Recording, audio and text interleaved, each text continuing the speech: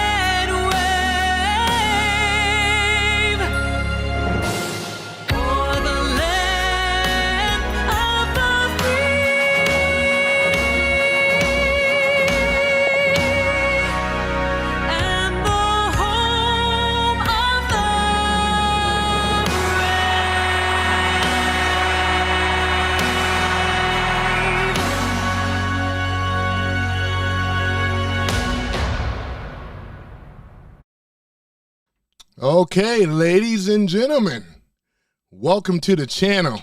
Yeah, I had to pull it back a little bit. I was out there enjoying that dream cruise, we have every year. Today is the official day on Saturday. I think it kind of started Friday, but at any event, you know how Detroit do it. They've been doing that dream cruise for a while. People come all over the world to drive their hot rods and nice cars, low riders, Lolos, and all kind of stuff. Let me get my camera up here, though. Yep, I wanted to do something yesterday, but because of time, I could not be with you guys. But I said today, we're going to get into it. I had to change the topic, too, and things. Because I said I promised that I was going to do another one. And I also made a promise, too, for some membership. So just give me one moment here. I got to get situated in things. So, yeah, so let me go ahead and do this here first. All right, where are we here? Okay, just give me one moment, ladies and gentlemen. And this will give y'all enough time to file in the same time, though, Hope everybody's doing. I see some people in here that I know. We got Black Guy now. In fact, I'm going to go ahead on and get the pleasantries with the mob squad and the members out the way here. Let me see here. Where's my thing? Okay, let me see here. Here we go. Let us give a shout out to the Mod Squad. Starting with Black Guy 9, Texas Jane, that is a member. Man USA 1, Slick Nick, both are members. Denise Farmer, Dana, Jason Beatrice, that is a member. Brian Reedy, that is a member. Joe Mama, that is a member. Howard, that is a member. And there's many more too, though. That's a short list. Yeah, I got many more, man. But yeah, let me do the other one too while I'm doing this here. Boy, that was short. Hold on for a minute.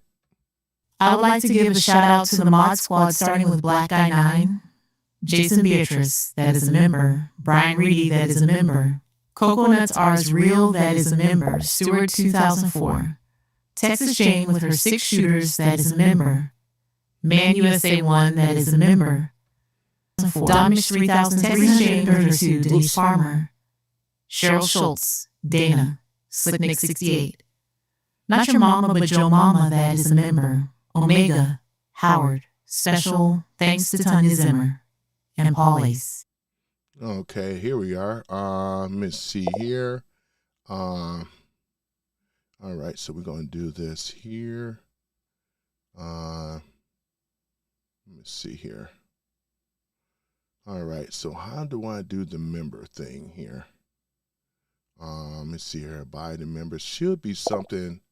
it should be something under join where it says, let me see here, members only, priority members, early access to new videos and priority comments. But it should be one that where you want to basically buy like a group thing, though, and I don't see that. Let me see here. Why don't I see that? Okay, let me see here. Why don't I see that here? It should be like members chat, members shout out. It should be something where it says that you want. It's like a gift. You know what I'm saying? Is it? Would it not allow me to do it because I'm under my own name? I wonder. Because it should be something where it says if you want to buy like a gift, you know. And I don't see that. I don't see that. Because I can only do it when I'm live, you know. Oh boy. Let me see here. What am I gonna do here? Everything is everything. That's Black Guy 9. Yeah, Dakota, I see you in here as well too. Black Guy 9, though, you know. I'm sure Coconuts Are Real and a few others may be coming in. Should be a gift thing, though. You know, you can buy a person a gift and for the membership. Yeah, because I got some of your emails the other day. I don't see that. Why? I see my bronze, silver, and platinum, but I don't see the group thing here. Maybe I may have to go under another name. Maybe that may be the case. Let me see if I can do this here. All right, guys, just give me one moment before we start the show. Let me see here. Oh, boy. Why can't things be easy, huh? Switch accounts. Right, use another one. Let me see here. What's the other one here? Okay. All right, so what I'm going to do here, I got to figure out how to do that, though, because it's not allowing me to see the guest name thing, though. Because, GIF. It should come up under as a GIF. And those that have done it before, you know what I'm talking about. But I never did it under my own name, though. That's the thing, though, because I'm trying to do the gift thing. Well, I know I'm going to promise you on that for that membership stuff, so I'm still going to work on that. But in the meantime, we're going to have to get into this thing here. The show must go on. I don't want to hold up on that. I thought it would just be simple where it would allow me to give the gift of a membership under my own name. That's all I wanted to do. That's all I wanted to do. But at any event, yeah, let me go ahead on and put this stuff up on him and look at some of the comments in a minute and stuff. You know what this topic is going to be about, boy. It's going to be, but we got to do it. We got to do it. We have to do it. And I do this out of love, too. This ain't about me hating black women and none of this stuff, but it's out of love, you know, because, you know, some of them get really sensitive, you know what I'm saying? But at any event, we got the show must go on. So let me go ahead and put up the screen here. Just give me one moment. Let me go ahead and put up there. I can't have the screen looking naked, you know. Boy, that screen, I love the background, though. But I'm going to get the cameras up in a minute. Give me one moment. Let me go ahead and put that up. Yeah, put that up here, you know. Let me see here. Hold on for a minute. All right, where did I put that at here? So we got to get down to it. So I did one with black men then and now. You know, some of you guys watched that live stream. For some of you probably learned a lot about the left-leaning policies and how it pretty much destroyed the black community when we had like like a dual family, you know, father and the mom in the home. Now it's just the woman or the mom and the kids. And this is one of the major problems, though, with this. And we're going to get into it. We talked about the black men, how they dressed back then versus now.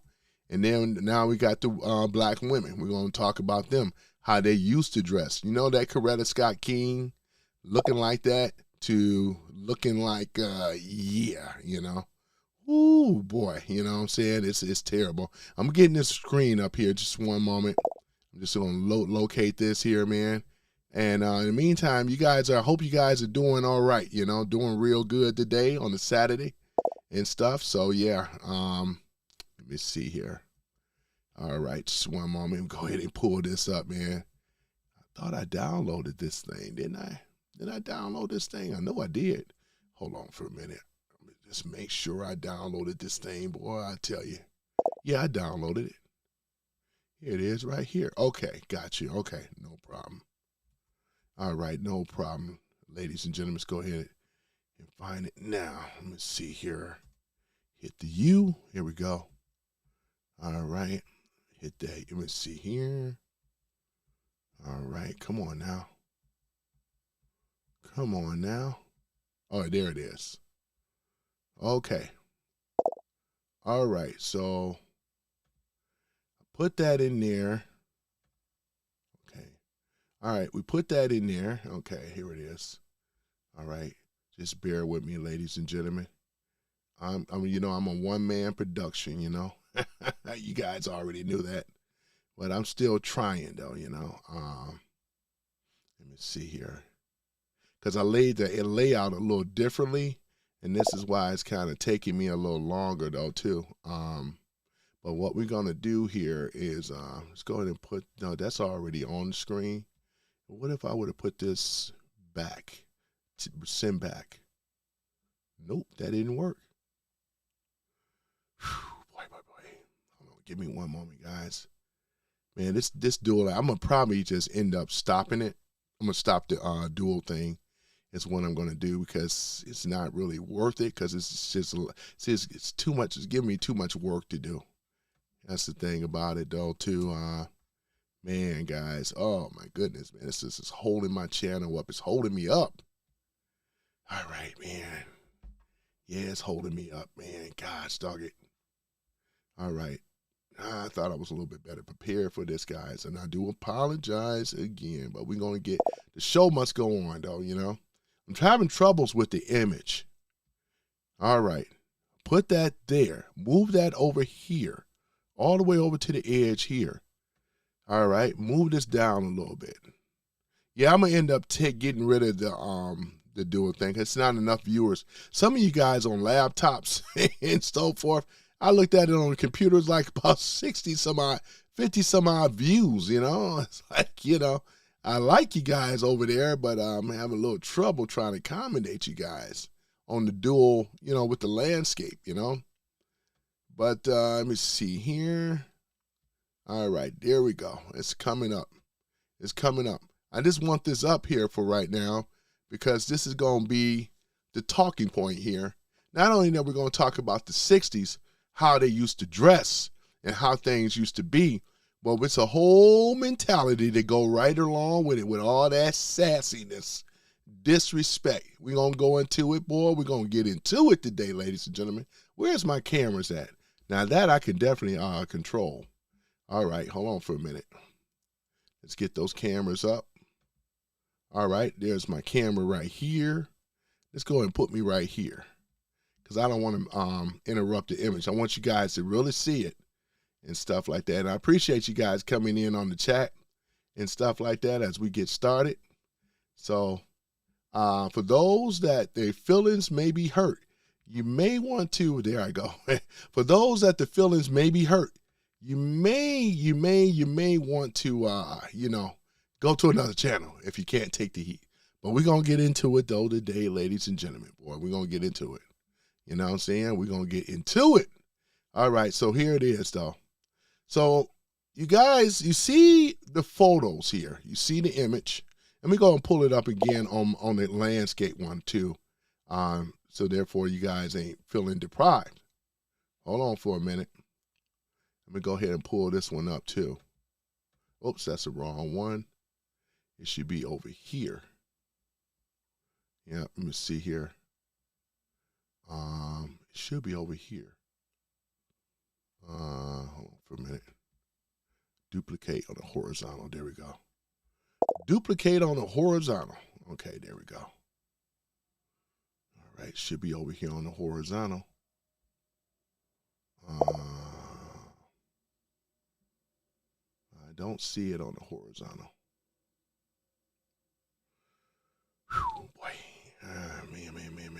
Thought I was prepared. I'm going to have to go. Oh, there it is. It's a copy of it right here. All right, on the horizontal. There we go. All right, guys. Oh, man. All right, so here it is. We got them all glamorous and glammy. There we go. We got it now. You know what I'm saying? From the 60s to now, right? Boy, I tell you, man. Now, the 1960s, right? You see how the Coretta Scott King days? You even had Motown, too, right? Don't leave that out. Philly, you know how black women used to dress really, really classy back in the 60s, the 50s, the 40s, the 30s, and the roaring 20s, right? This is how they used to dress. Now, I know fashion changed, right? Nothing wrong with fashion changing. You know what I'm saying? Even we had the 60s to the 70s. Y'all remember this stuff, man? This is the Black Panther thing and all that type of stuff. You had the Afro, you know what I'm saying? Which I didn't mind the Afro at all. I didn't mind the Afro, you know? Y'all remember that? Some of y'all don't remember the disco era, you know? It wasn't one of my favorite eras, though, man, to be really honest. But, however, you know, it was still stylish. I could deal with the 70s versus today. Oh, my goodness. Y'all see this? From the 80s to the 90s. Y'all remember TLC? They said, and there was pretty girls. They had the oversized pants, had the grunge look. I mean, really baggy, chain around her neck, big hoop earrings. Y'all, I don't know if, see the thing about it, man, when we grew up with this stuff, they had those bamboo earrings in the 80s and the 90s and stuff like that. And look at the present day. It ain't too much different, man. It's how we reverted down, not evolved up. You see what I'm saying? That's why I tell people, black women don't dress. It's very rare that you see them dress elegant, feminine, right? Stylish and classy. Shit, I would even take some of the 70s over what we got today. Shoot, you know what I'm saying? Got Saint Laurent. Yeah, shit, you know what I'm saying? Ooh, man. Oh, my goodness, you know? Now, you can't call me racist because this is my own people, and I have a right to critique. So I hope that ain't addressed to me, you know what I'm saying? You know what I'm saying? I have a very good reason to critique. And that's what we're doing here. I did the men yesterday, and you know I had to do the women. I can't do the men without doing the women, right? Got to do the women. Boy, I tell you, man. But this is what it is, though, ladies and gentlemen. 1960s to now, right? This right here, and we're going to get into it. You said your mods are racist. What are they saying to you that are racist, though, Eric Klein? What are they saying to you, man? I didn't read the whole thing, though. Let me see, man. Philadelphia. Well, we get into it. Though. But, yeah, we don't allow no racism in the room, though. You already know. We don't allow it. We won't allow it, though, you know. So, no off-coloring remarks or none of that stuff. But I'm just over here critiquing, you know. And, again, this is not something to be, let's say, mean-spirited or anything like that. We're just talking about the transgression instead of progression, you know? Boy, I tell you. So let's go ahead on and look at it here. So we're going to go ahead. So give me a minute. We're going to go ahead and get into it, ladies and gentlemen. And I appreciate y'all for coming in, though. You know, I know it was Saturday, and I'm pushing it, but that's okay. Lyndon B. Johnson, right? We're going to talk about this stuff in a minute. So here it is. So, guys, if you're new here, please hit the subscribe button and the like button. You know what to do. My name is Tony Love, coming at you live from Some Random Guy Speaks. Once again, I'm your host, Tony Love. Tonight, we are going to be talking about something that doesn't, right, get honest airtime, which it doesn't, right? Black women, how they dressed from the 60s to the present day right now, right? The explosion of single mother homes and how Lyndon B. Johnson, the Great Society, helped rewrite the cultural rules. There you go, ladies and gentlemen. It started in the 60s. Church clothes, Sunday best, dresses, gloves, hats, and proper shoes. That's what a whole lot of black women wore, right? Along with other women. They all dressed the same back in those days. Black women, white women, you know what I'm saying? So they wore the, the marches and sit-ins, right? Dignity was the uniform, right? Respectably, right, was the strategy. You know what I'm saying? This was a strategy. This is how they dress. When they protest peacefully, right? They were out here doing their thing. They wasn't out here screaming, hollering, yelling, and wanting to fight. You know, when they spoke to an officer, how may I help you, officer? Instead of, why you pulling me over today? You know what I'm saying? It's a whole different mindset, you know? I wasn't doing nothing, right? You know what I'm saying? So here it is. So I'm trying to we try to come from the two, but let's deal with the 60s first, and then we'll work our way up. So then the mid to late 60s hit, right? So before we go into the 70s, let's stick in the 60s for a minute. So if y'all remember Coretta Scott King, y'all know her. This is the mother of civil rights. This is Martin Luther King's wife, right? She was the mother of civil rights. She dressed elegant, right? She had class. She had style, right? You didn't never see her out of pocket, out of place. She didn't jump up in men's face and want to fight. She knew better because she was a feminine woman, and she got her protection from her husband or other black men. One thing about it, any woman that is masculine in energy, right, will not get the respect or protection of no man, right? They just said, shit, she's out here acting like a wild beast or whatever. Who did used to say, I'm a pit bull in a miniskirt? Y'all know Eve, right? Jumping on people, want to fight back in the days. She was a monster. She was something else, man.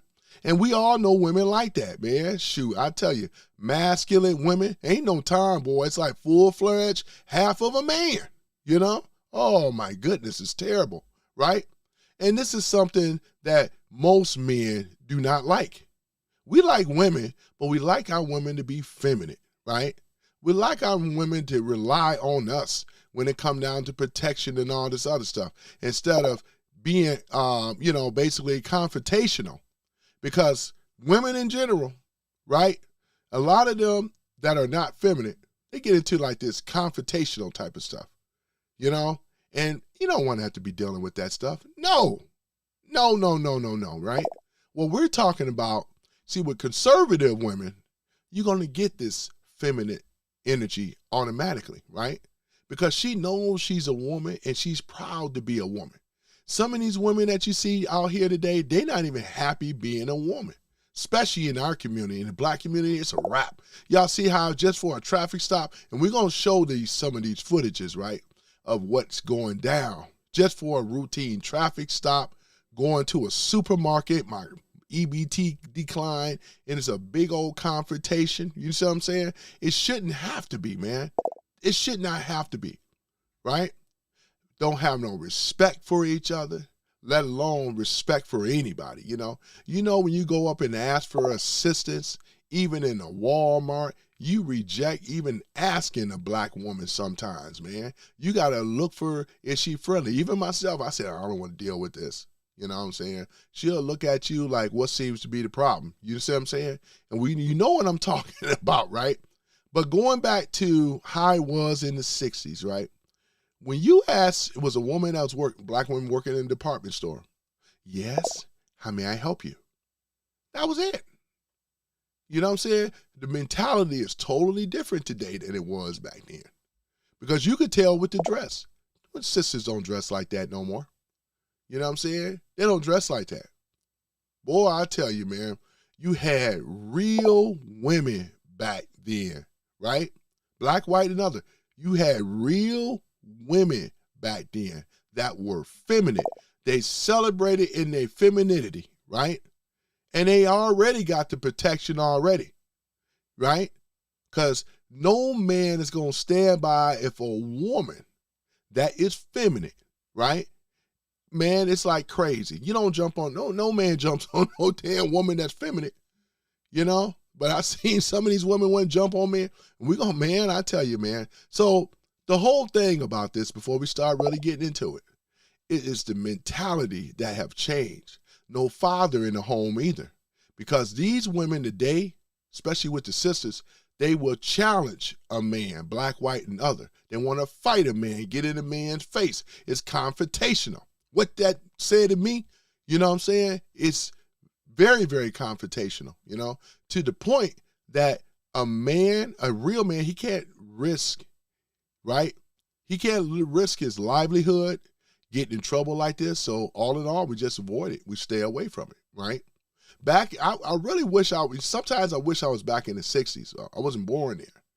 But I'm going to tell you, black men never had no problems, you know, dating and being with a black woman back then. It's worse today. They want money. It's transactional dating, right? Boy, hypergamy and all the rest of this crap. Whatever she has, she going to want you to have more, right? This is what it's got to be if you're going to get in a relationship with one of these types of people, right? Gold diggers galore and all the rest of it. Boy, I tell you, man, So let's go ahead and fast forward. But we went from the feminine woman. All she wanted was a good man, a nice man, an earning man, an honest earning man, right? That she can align herself with and raise her children. And we were doing just fine back in those days in the black community when we had one, until Lyndon B. Johnson came along. And here come the Great Society. Here come the welfare offerings. Here we go.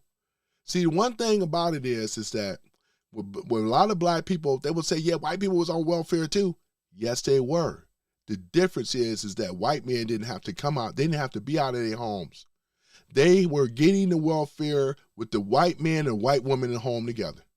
But when it came down to the black woman, she can get the welfare, but the caveat is that the black man was not allowed to be in the home. That's the difference, and that's what broke up the community. You see what I'm saying? That's exactly what it is. So let's get into it, right? So it started from the early 60s. Church clothes, Sunday best, dresses, gloves, hats, proper shoes, right? This is how black women used to dress. That's what a lot of black women wore, right? In the marches, the sit-ins, dignity was uniform. Respectably was the strategy. That's exactly true. Then in the mid-60s, hit the black power, the black is beautiful, I'm black and I'm proud. One thing about it, they wore their natural hair, right? You had the afro. It became a statement. You know what I'm saying? Dashikis, African print, leather jackets and berets and all this stuff. You had the Angela Davis, which I still say she was a plant, right? Kathleen Cleaver, right?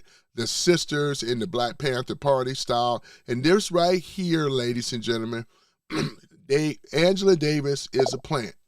They put her in here, right? Y'all seen her with the black power fist and all that. Same woman. This is what ended up happening. And then when black women, they start pushing black women out there, you know, when she should have never been out on the forefront anyway, right? That's the thing about it. They started pushing them out on the forefront.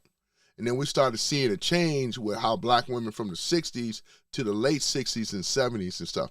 And I never was a fan of this particular type of group, right? Because it was a communist, socialist type of party, right?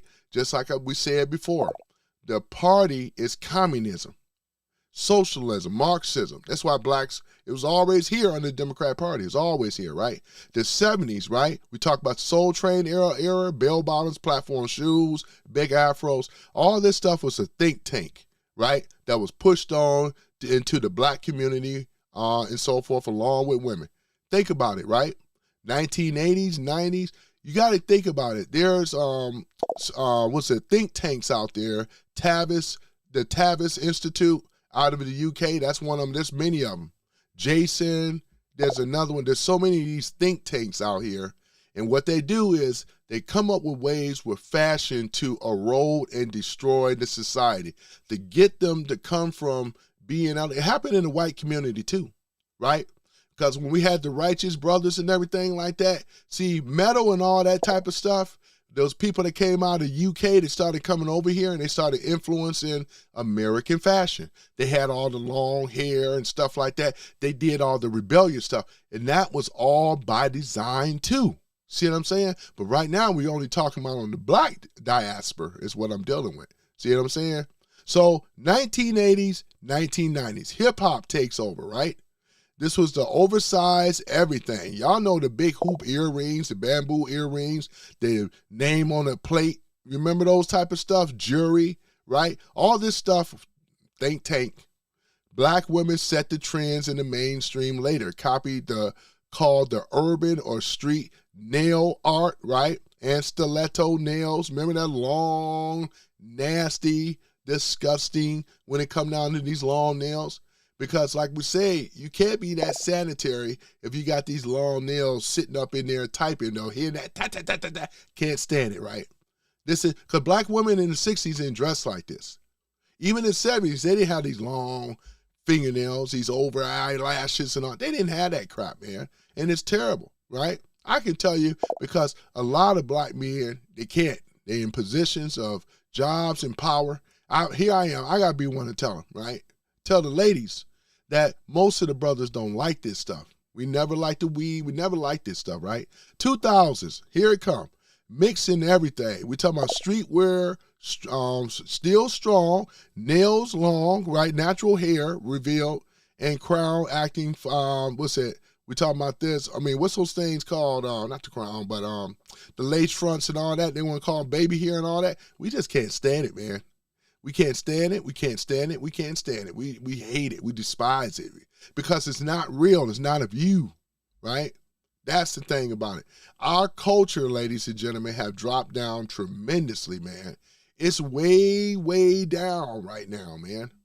Because if I would have fast forward, we saw the change. Because like I said, the weave stuff, can't stand it. I don't mind them braids. I don't even mind the afro. But when you go in that and it's going your receding hairline, these dyes and frying and everything like that, men and the brothers, letting you know we don't like this stuff. We hated stuff. But women don't dress for men anyway. And black women definitely don't dress for black men. They dress for other women. Ain't that something? That's the thing about it. For a man that you want to align yourself with, that's supposed to be the provider, protector of the home, he can't get any respect when it come down to what he want his woman to look like. You know what I'm saying? Oh my goodness, man. And we could talk about some other things too, because it's about to get deep here a little bit, right? Before we go into the Great Society, I got to keep bringing it up, right? Got to keep talking about it.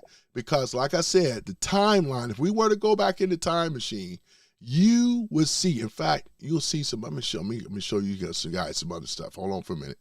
Of how women used to dress. Let's go ahead and do it again. Hold on for a minute. Hold on for, oops, put up the wrong thing here. Let's see here. Women, let me see, hold on for a minute. Let's just put this. Black women dress in the 1960s.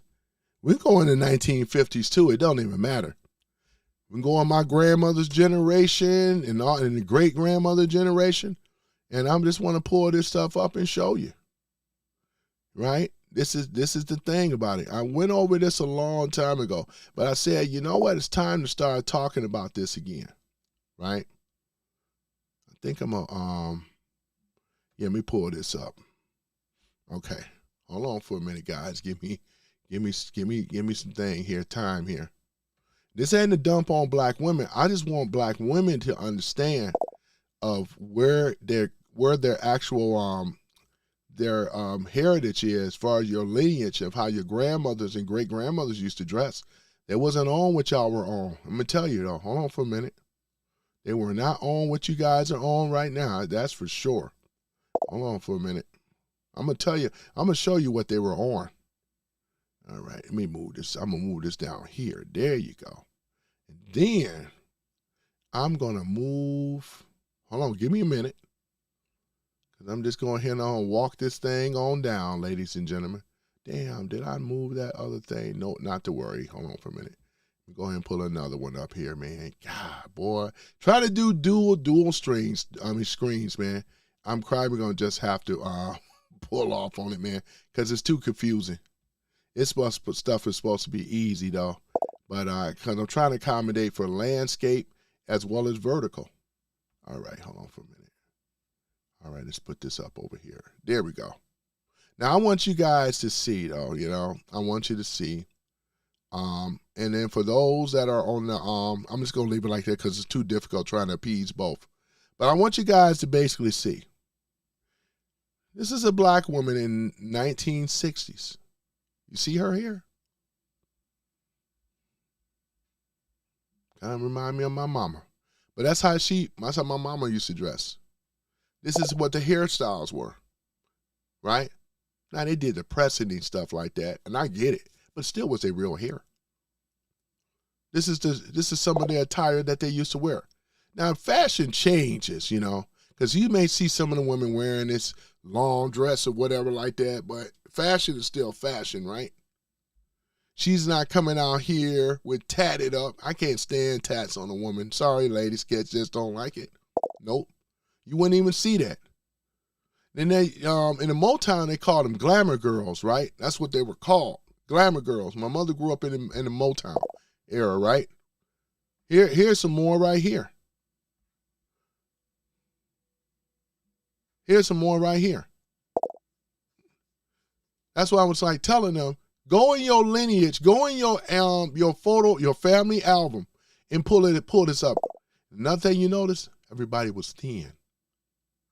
And it wasn't a fat problem, overweight problem. Everybody was thin. Ain't that something? They were thin. Look at them. Look at them. You ain't seen no woman that was overweight. They were thin. Look at them. Right? What happened? Well, we know what happened. But what? Look at it. Let me show you again. Your brother ain't lying. Come on now. Okay, I'm going to have to put it there. But there it is right here. What do they all have in common? They're all feminine. They're smiling. They don't have no attitude. They ain't got no mean mugging. They ain't wearing no bonnet. They ain't wearing no long eyelashes, right? I'm just saying. They ain't got no lace front. You know what I'm saying? I'm just saying. No weave. This is their hair. Ladies, why can't y'all do this? What the brothers is looking for. Shit, the brothers, if I transferred the brothers back in time, they would have been married.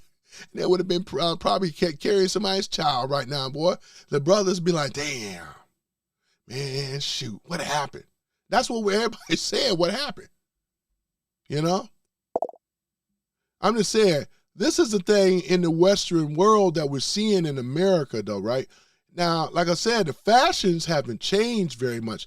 They wearing pants. Obviously, this is the 70s because they got the pants on, right? You saw that more in the 70s than you did in the 60s and the 50s. Women really didn't wear, they call them trousers, right? They didn't wear that as very much. It was more of a man, unless you worked on a farm, but it was a man thing, though, right? And for him to wear trousers and the women to wear dresses and stuff. I mean, we even would say, I'm not going to get that conservative, you know what I'm saying? Because even with the jeans on, brothers ain't got a problem with her wearing jeans. I ain't got a problem with her wearing jeans. But why can't we get this? Why can't we get this look, right? That's what I'm talking about, right? Boy, the Dems have really done a number on us as a people. Boy, they done a number. Boy, they took our women, and we're gonna show.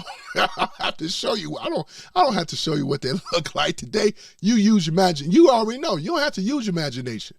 You can go to any public place, Walmart, where the bottom of the barrel shop, right? At Walmart. Oh my goodness. So that's what it is, ladies and gentlemen. Let me see here. What else do we have? There's another one here. This is Pinterest here. And I do have an account. Let me see here. Yeah, I do have an account. Should I go ahead and sign in on it? Pinterest. Okay, there it is. I'm about to say. I just signed in on it. Okay, there we go. I just want you to see the fashion of how black women dress back in the days. They were elegant, they were classy, and they were feminine, right? Look at this. This is a color one right here. Who is this? Nat King Cole and Eartha Kitt. Look at this. Look at how the brothers dress and look how the sisters dress. Boy, look at this, man. Some of y'all don't know who Eartha Kitt is. She used to play Catwoman on the original Batman, you know. But, yeah. And Nat King Cole, unforgettable. That's what you are, you know. Unforgettable. You know you get it, though, you know. Look at the boys. Not making this stuff up. Look at the boys, though, you know. They was even in suits going to school on Sundays. How many of y'all have, look at this. How many of y'all have children and got your boys in the suits? Look at this. Your brother ain't making this stuff up. Look. That's how it was. Right, look at this. Frederick Douglass. This is how they dress. Look at him. Frederick Douglass. Boy, look at this. You got some of the greats over here. Harriet Tubman. Look at this. Look how they dress. Not kidding. Boy, I tell you, man. Boy, would it be nice if we had the brothers and the sisters that dress like how they supposed to have dressed, man. Because really wasn't really no difference. When you see how black women dress, this is how white women, back in the days, how they dress. It wasn't too much difference. It wasn't too much difference when you looked at it. Because both were feminine and both were classy. More so back then than they are today. I'm just keeping it real. You remember Jet magazine? There's Aretha Franklin. There's Riri. Detroit. Aretha Franklin. Detroit's very own Aretha Franklin. Look at Riri. Look at her back in the day. Yep. This was Aretha Franklin. Aretha Franklin wasn't out here dressing and all this. Man, please. We can't get this anymore. Boy, I tell y'all, man. Look at this. Naturally beautiful. Naturally. Don't need a lot of makeup. Look at this. Fred Williamson, right? And Pam Grier. Y'all know Pam Grier has always been a hot smoking woman. She's a black woman. But look at her. Stylish, right? Feminine, can get the respect of her man. Boy, I tell you, man, versus today, look at this. Boy, I tell you, man, y'all liked a lot of this black exploiting movies, though, that I used to watch. There's quite a few of them, though, too. You know, Bucktown. And I remember watching Bucktown. Some of y'all remember Bucktown? There was another one, Boss, N-I-W-G-A. It was called Boss. I think it came out in 1974, but you can pull it up. Boy, I tell you, man, it was a Western thing, too. They called him a half devil, a half something. It was just so funny, though, when I watch him, though, man. But here it is right here. And I got to do this to remind how black women used to dress. And this is 70s. I could tell with the fashions. Dashikis, an afro look. This is a beautiful thing. We as men can accept this.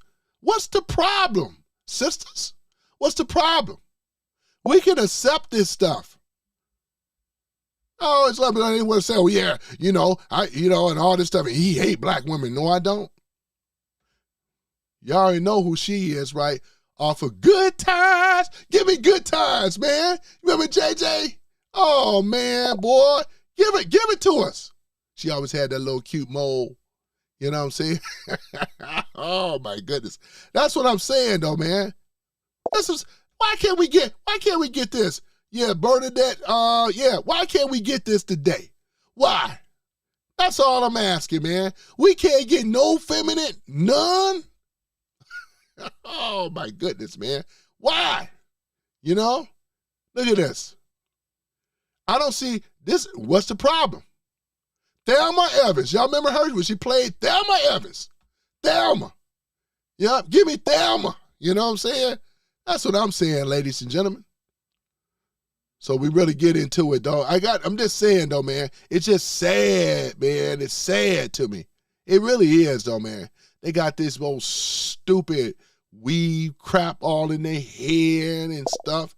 I mean, just look crazy. Look at this. I'm just saying. We can't get none of this no more. Ain't she feminine? Boy, don't bring up Shaka Khan. Boy, don't bring up, what's her name? Real dark skin and come back to me in a minute. Don't, man, shoot. Right? Boy, remember, yeah, there she goes, Shaka Khan. Right? How come we can't have a Shaka Khan today, right? Oh, man. But I just want to show you guys, man. This is how you know the brothers fell with the thug gear and all that. Boy, I tell you, because this is how the world see black men. Even though the thugs is a minority group that don't represent the majority of black men. But in everybody's head, when they see us, they kind of see that same thug, same old thug movies, all this other crap that's going on. This is how they look at it. I just want to bring this up because I really want the sisters. I want to show you what your grandparents, this is what Queen Latifah. Can y'all believe this is Queen? Look at Queen Latifah. Queen Latifah have always been a beautiful woman, right? But I'm just saying though, man. I know she rooting for the other team, but Queen Latifah is not a bad looking woman at all, by far, right? It's just too bad that she rooting for the other team. But she still have her femininity. You know, I could say more for her than in the WNBA on the sisters. Oh, wait, what the hell no? Hell no. You know what I'm saying? I don't know why they even put Whoopi Goldberg up in there now. I want to see that. I'm good on that. You know what I'm saying? Good on that. Let's go back, dial it back a little bit. I just want to show you some of the celebrities and stuff. This is how they really used to look back then. Look at the hairstyle and everything. Look at this. Look at this. Right? Let's go ahead and let's go on and tell the truth, sisters. Right? Boy, they did a number. They did a number, man. We have lost the femininity in the black community. It's not there no more. Not there no more. Look.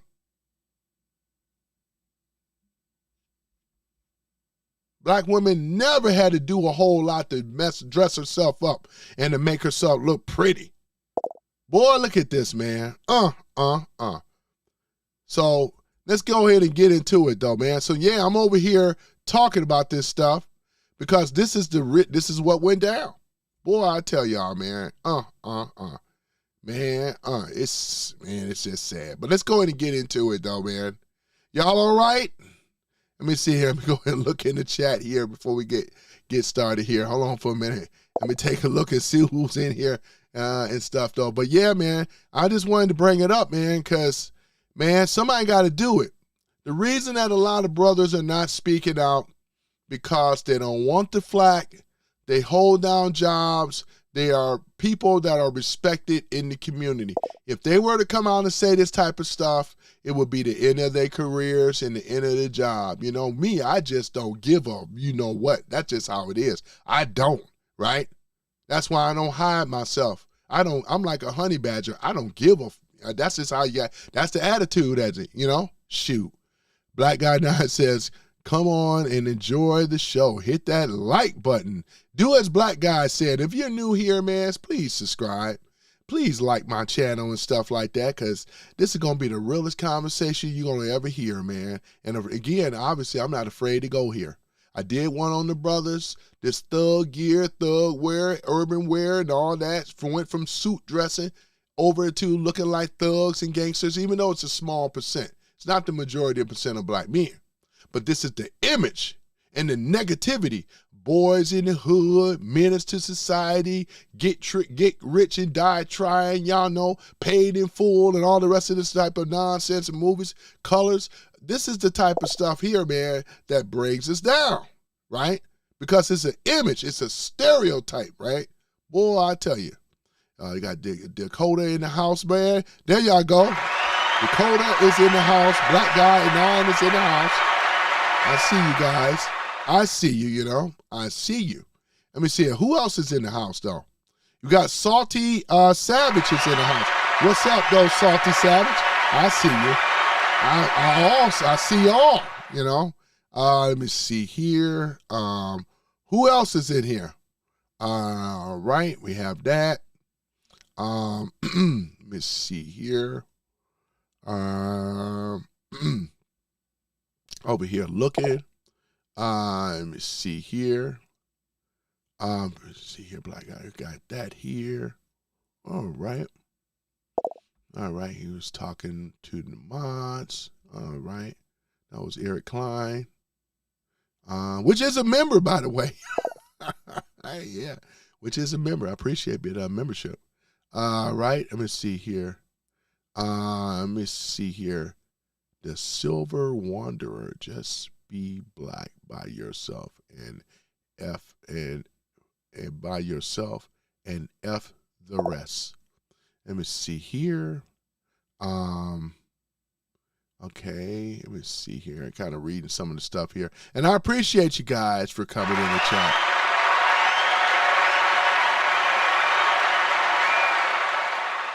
Okay. So it's just one of those things, and I really appreciate you guys. So we're about to get into the show, and move this up here because you know I got to have that flag now. All right. So we covered that a little bit. We're going to go back to it, though, right? So we're going to talk about Lyndon B. Johnson, the Great Society, mid-60s. Massive expanded, right, federal welfare, especially aid to families with dependent children, right? Food stamps, Medicaid, right? And the housing programs, ladies and gentlemen. We're talking about the housing programs. The explicit goal was to what? Reduce poverty. That's what they claimed they had in mind. They said they were trying to, bring in the wealth gap, man. Narrow the wealth gap is what they were trying to do. Black poverty rates did fall over subsequent decades, from 55% in 1959 to under 20% more recently. Civil rights legislation removed legal barriers. But family structure moved on the opposite direction. In the 1960s, they roughly, 2/3 of the black children lived in a 2-parent home, and about 75% of black children were born to a married parent, right? This was in the 60s. If you go down to the 50s and the 40s and so forth, we were married over an 80% rate. We were like Indian people, right? That's in America. Indians are at 80% marriage rate. And I believe Asians are 70, right? Think about it, right? Oh, my goodness. Today, it sits near 70%, close to half of children, right? Hold on for a minute. Boy, I had to get that sneeze out. So today, it sits near 70%, right? Close to half of the black children are raised primarily by single mothers. I got to bring up Daniel Patrick Moynihan once again. Some of you guys live this, right? Because I know my demographics, because it's like between 40s and 60s, I do believe, right? Boy, look at this. Daniel Patrick Moynihan, 1965, once again, report written inside of Johnson's administration already flagged the rise of share of single, mother households as a serious problem and warned it would worsen, and it did. This is what we shouldn't have to be convincing. Well, when you have black Democrats, white Democrats and other ethnic groups that are Democrat. They are in lockstep with each other. The study pushed back what actually happened in the black community. They celebrate the single mother unit. The question would be why? When they know statistically that children do better in a dual parent family home. Why do they push back? Remember I told you before, but there's a lot of reasons they push back. Because they get funding. Billions of dollars have been allocated in some of these states, right? States receive it. It's not top down. They get it at the government level. I'm talking about the local government from the state down to certain departments, and then they just stop. And this have gone over and over and over again, right? This is why crime study rises. This is another thing. What about the fact, once again, when these children grow up in a single family, broken homes, right? They don't do good in school, not very well, right? Because you got other people's children that also are single mothers, that they send their child into this, what we call nothing more than a place where the mother could get some type of rest or she's at work because she have to work. She can't sit home no more these days. See what I'm saying? It's nothing more than a babysitting camp is what school have turned into from K-12. And they get in trouble. This is another thing. They get in trouble. And when they get in trouble, unfortunately, they get in trouble by joining the gang, forced to join the gang, and other type of shenanigans that take place. Lack of supervision, parent supervision, right? This is another big issue. Psychologists and other studies have already said that children do well in a dual family unit, right? The policies really have jacked this up, man. So let's go ahead and go further down. The incentive program. Many of the new programs, right, contain marriage penalties, right? And men in the house rules. Remember I said before, they will penalize the black woman. If she's getting welfare, he can't be there. If he's there, guess what? Social worker, caseworker show up. You know the rest. Benefits were reduced, right? That's the first thing. They're reduced to benefits or just cut it if the man is employed. See, they didn't do that in the beginning when we talk about whites, because when they were getting welfare back, Lyndon B. Johnson and the welfare thing, some blacks was getting it. But the thing about it is that it's simply this. They weren't told that they had to be kicked out of the home, right? Because if it did, what should have happened with the blacks would have happened with the whites. It would have been the same thing, or any ethnic group. If I'm giving you something, I say the man can't be there, the same, your society would start to erode. It'll start to go down and start to become corrupt. You push the man out. Man ain't in there no more, right? So therefore, you just have the woman and children. He's sneaking there. You know how it go, but he's not really there, right? He's not being a provider. The government said, skip the man, we'll provide for him, right? And this have actually happened. All right, so let's go ahead and go into it. In the practical terms, the state becomes a more reliable provider than many low-income fathers. There we go. Combined with the broader cultural shifts in the 1960s, sexual revolution, the rising of divorce, and the second wave feminism. These are the things, ladies and gentlemen, that pretty much have decimated the black community. And that's exactly correct, because when they started doing this sexual revolution stuff, the rise of the divorce and stuff like that, Helen Gurley Brown, Cosmopolitan, she was the chief editor of Cosmopolitan magazine, and they were writing all these fake stories about how women were doing it for themselves, sisters doing it for themselves, all this type of nonsense, right? And here's the thing about it. They wrote, those articles were fabricated. They were made up. And what people didn't know, even though Helen Gurley Brown, you can go and pull her up and stuff. Helen Gurley Brown was always married to her husband. she didn't actually live the stuff that she wrote or had people to write, right? She didn't live that life. She always had a husband, and the husband was always the what?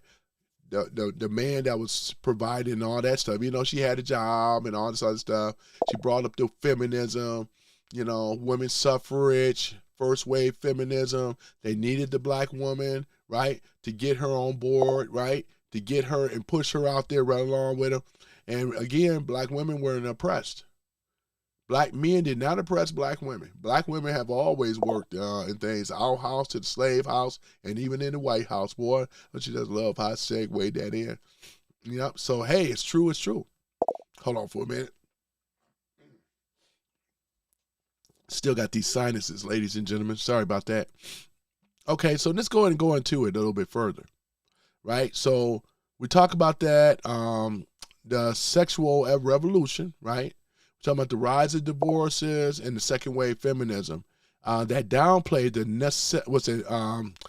necessity of marriage, right? That's what they did. All that downplayed this necessity of marriage, right? And our sisters and women alike today, sisters and others, they still have this feminist mentality today that they downplay marriage. They don't even seek marriage out as being like, you know what I'm saying? It's not even a top priority. You know, they put it off on the side, you know, hot girl summer and all the rest of that stuff. The rest is history. Let me see here. The two-parent norm eroded fast in the community, right? And were the most dependent on new programs, which is the government programs. This is not unique to Black America. Whites, Hispanics, and non-marital birth rates also rose, right? But the starting points, right, and the scale were different. So the absolute numbers hit the hardest in the Black community. Did you hear me? Because we said this stuff was going on in other communities. But who did it hit the hardest? It hit the Black community the hardest. And I want you sisters to pay very close attention right now, because I'm talking about your people, right, in your family that predate you, that got on welfare back in 1965. It's called the Welfare Act. And this was a Democratic policy. Now, what should have happened? Once again, it should have been a temporary safety net, not a permanent safety net. Because when you're pushing out this to be permanent, what's the incentive for you going out and working? If I can keep having children, and I don't need no man, that's why they come around now. I don't need no man, no scrub, can't get no love, all this stuff. That's what, hey, you know what I'm saying? You gave up your husband. Your husband goes out and work. And when I asked the sisters, I'm not going to kid you guys, most of the sisters would rather work. I said, even if the man, if your Black man or your man in general was a provider, Black, white, and other, if he was a provider, and I asked many sisters this question, I said, if money wasn't a problem, would you still want to be at home and be a housewife, take care of things at home? No, I got to work. I said, why you got to work? Because I would like to have my own money. It's like, who said that you can't have your own money? What goes in the house? But this is their mentality. It's the color purple in a lot of these sisters' head. Because when they watch, if any of y'all watch Color Purple, y'all remember Mr. that's played by, Danny Glover? Danny Glover, right? Listen, they all see the Black man as Danny Glover, right? It was traumatic to Black women to see a man dominating, right? Because in the movie, she was raped, if you know what I mean. And they see that, and it's a terrifying thing to the sisters. Ain't too many of them that I asked that said, I don't have a problem not working, blah, blah, blah. Most of them got to work. They don't trust a man, especially a Black man, being in power over nothing, right? That's why I always tell young brothers, you can't get into that type of a relationship. If she out-earn you, you're in trouble. You got to out-earn her. If she out-earn you, hypergamy kick in, it's a wrap. You never want to do that. Never move in her place. Never move in on anything that's hers. You got to have yours, right? And this is why I also tell the young guys when I do the mentoring thing. Can't have a woman out earning you, man. That's going to be trouble. It's a disaster, man. Never work. Never work. Right? We supposed to be like this. Take care of her. But what is it? You try to tell her something, you think she's going to listen to you? I ain't got to listen to you. You ain't bossing me. I make my own money, you know? See what I'm saying? It's a whole Rihanna thing, though, man. Hell no, man. You know? No. And she's a billionaire.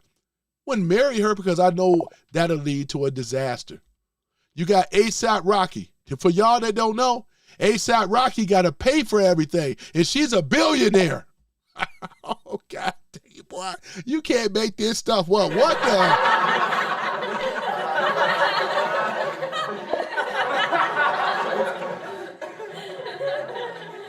Boy, am I missing something? A$AP Rocky pays for everything. He's a millionaire. She's a billionaire many times over, right? It's a disaster, man. Ooh, man. Boy, I tell you, so where was we here, man? That's why I just say, man, listen, the rules are the rules, right? So now that we're talking about this, right? So where was I? Okay, so the father, okay, I think we are here right now. Okay, here it is. Here's the outcomes that follow. The father absence, right, correlates strongly with higher rates of child poverty, right? Lower educational attainment, right? Higher crime involvement and weaker intergenerational mobility. These patterns are well documented across racial groups, ladies and gentlemen. Racial groups. When two-parent homes were the clear majority and black poverty and crime rates, right, were lower, right, relative to the gaps that opened later, even under legal segregation. The poverty paradox is real, right?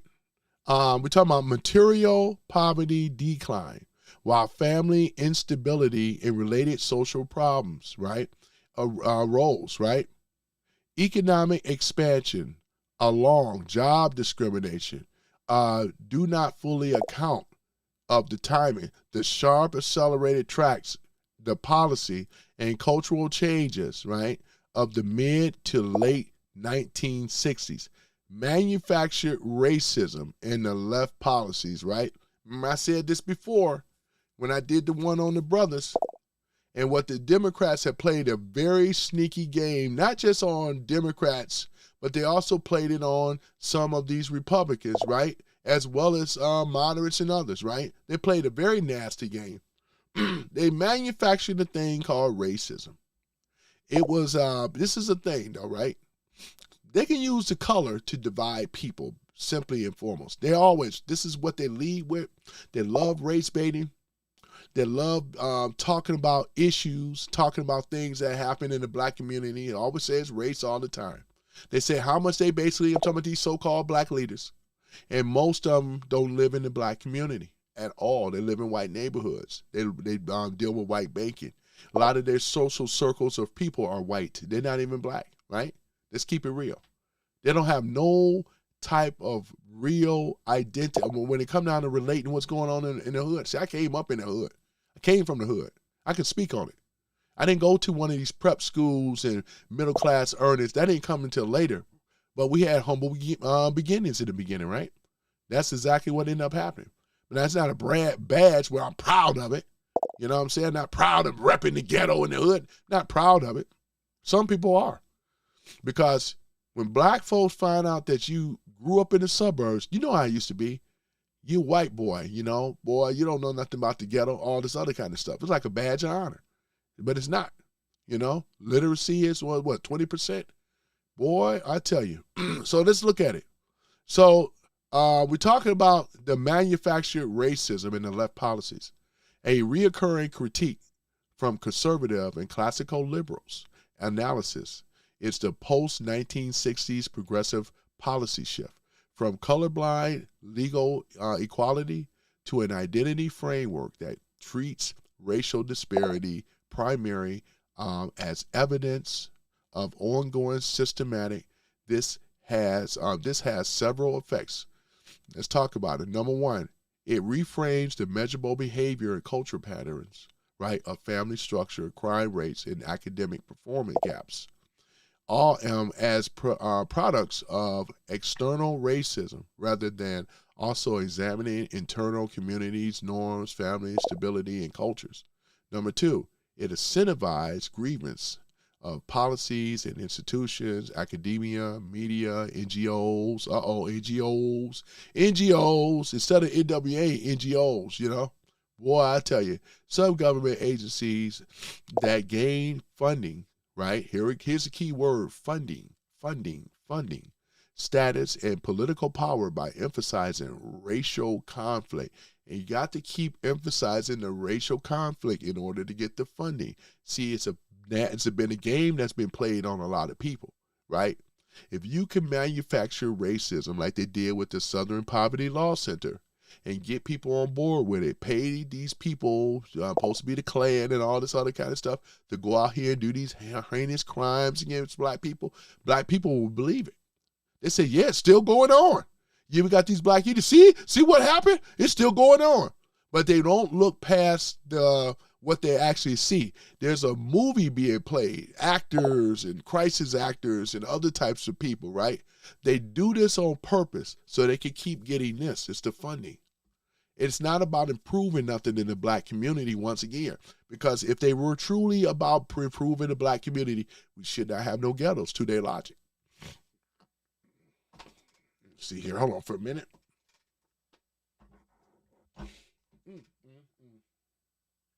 All right, don't have it. Hold on for a minute. We go to break for one moment, ladies and gentlemen.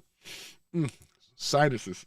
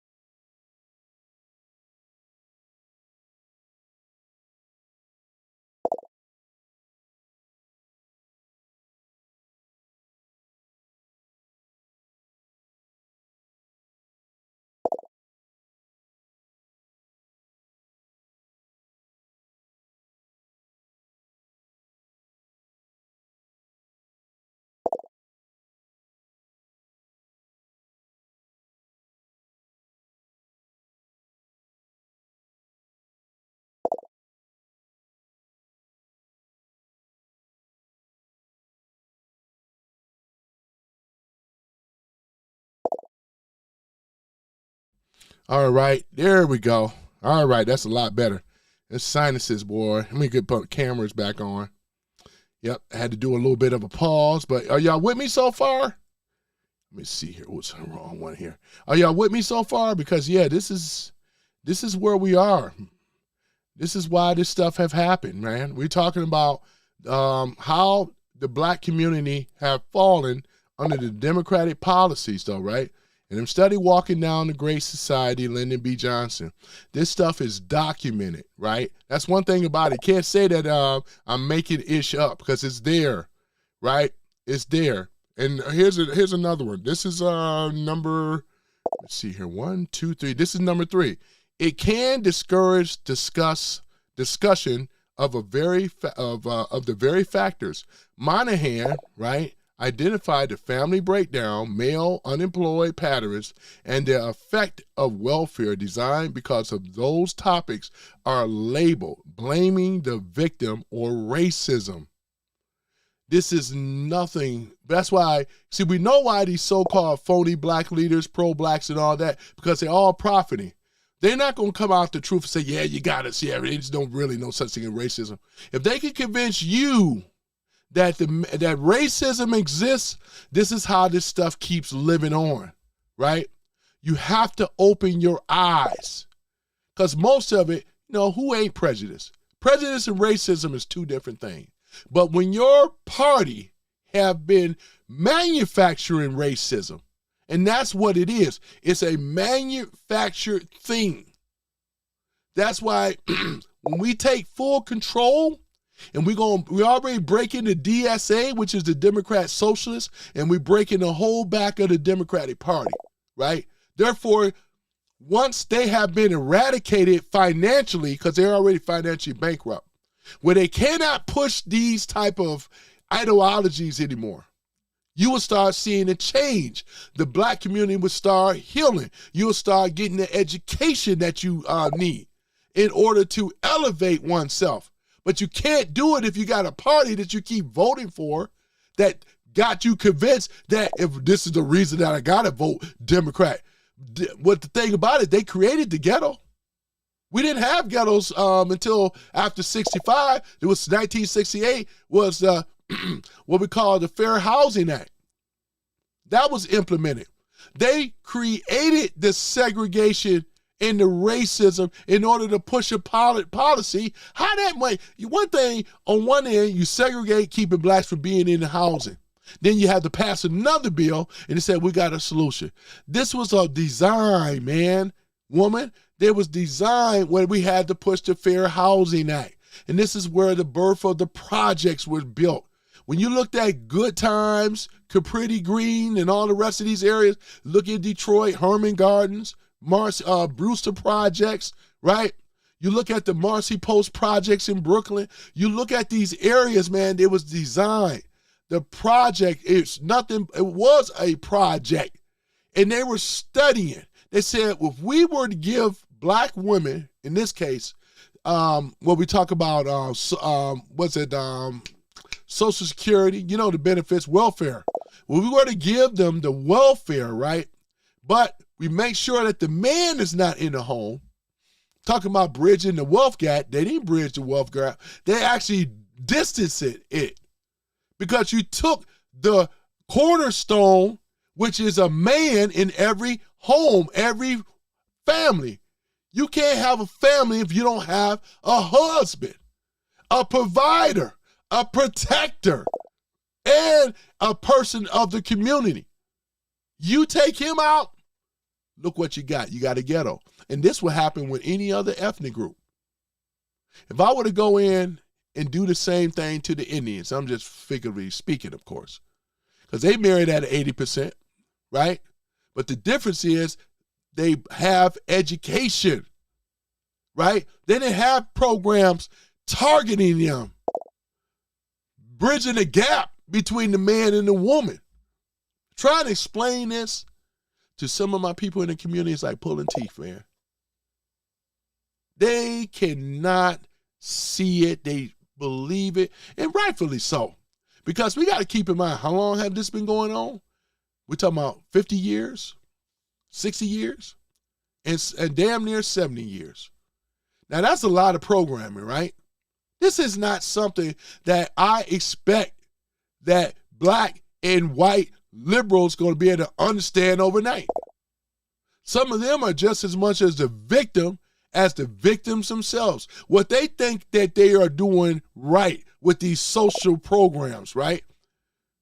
They, without putting any type of constraints on it, it can't be forever. It should be temporary. Why can't you guys educate them and get them out of a situation? Because right now, we got a breakdown in the communication in the black community. And the relationships and with men and women is horrible. When they get together, they have another child. And then guess what? They're back on the system again with no real education. This is a repeated cycle. If you tell me, I think that right there is racism, because you won't educate the black man and the woman. They should be incentivized to something temporary. But you done broke up the family unit. You already said that the black man ain't SHIT. What do you expect is going to happen when you have pushed the cornerstone, the backbone of the black community. That's what ended up happening. You traded your man for government assistance. That's what ended up happening. And you have a breakdown in the black community, which is crime, drugs, gang activity for starters, underserved communities, and disenfranchisement. How in the hell can a person come up from that type of stuff? You don't. You don't. You don't. What they've been taught to do, the reason that we have ghettos, because it's racism. The Trump and the Republicans hate black folk. It's the white man. They hate black folk. That's the reason why I can't get ahead. Right? You don't even understand. This is the real systematics of your party that you guys always voted for all the time. That's why I have respect for the young black men. 21% of them voted for Trump. And those young brothers knew something. Because they looked around and said, shit, we wasn't getting nothing from our own damn party. It's true. They didn't get SHIT. What? They awarded what you think? You think the women were women? Black women were winning? No, they weren't. They got welfare and other little set-aside programs. They were offering things to go to school and everything. But what they didn't say, they say, you know, we got to fix this. We broke the family unit up. We got to take responsibility and fix this. We got to encourage black women and black men to get back together. It's the only way. But no, they didn't do that. They didn't do that at all.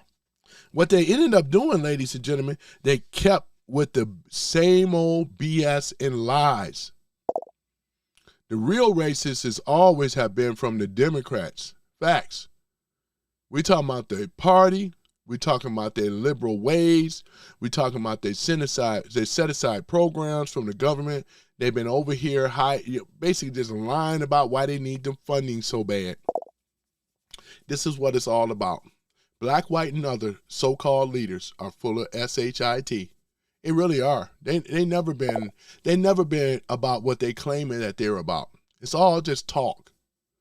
And all these so-called pro-blacks and conscious community people and all this other stuff that are black, they are a disgrace. They really are sickening and sad. But we know why they're doing it, because it's about this.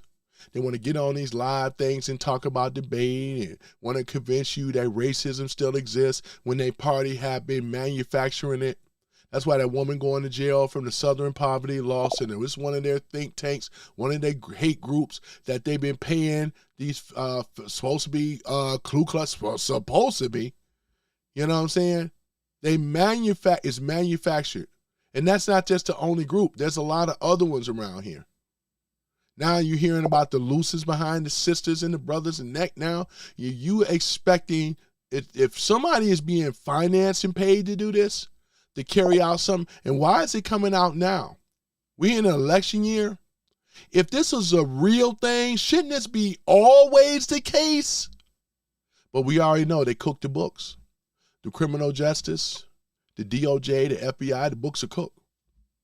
They're still repeating lies that their own party have purposely manipulated those numbers because they don't want you to see the real numbers between black on black crime statistics. They don't want you to see those real numbers. They put out the phony fake stuff. I heard one guy over here quote, that was somebody I was watching on YouTube, right? And he got into a debate with Officer Tatum. That Rashid dude, can't stand that dude, man. He's another race baiter, you know. I don't like people like this guy, but he over here quoting Harvard about criminal statistics. Do you realize that Harvard is another liberal camp?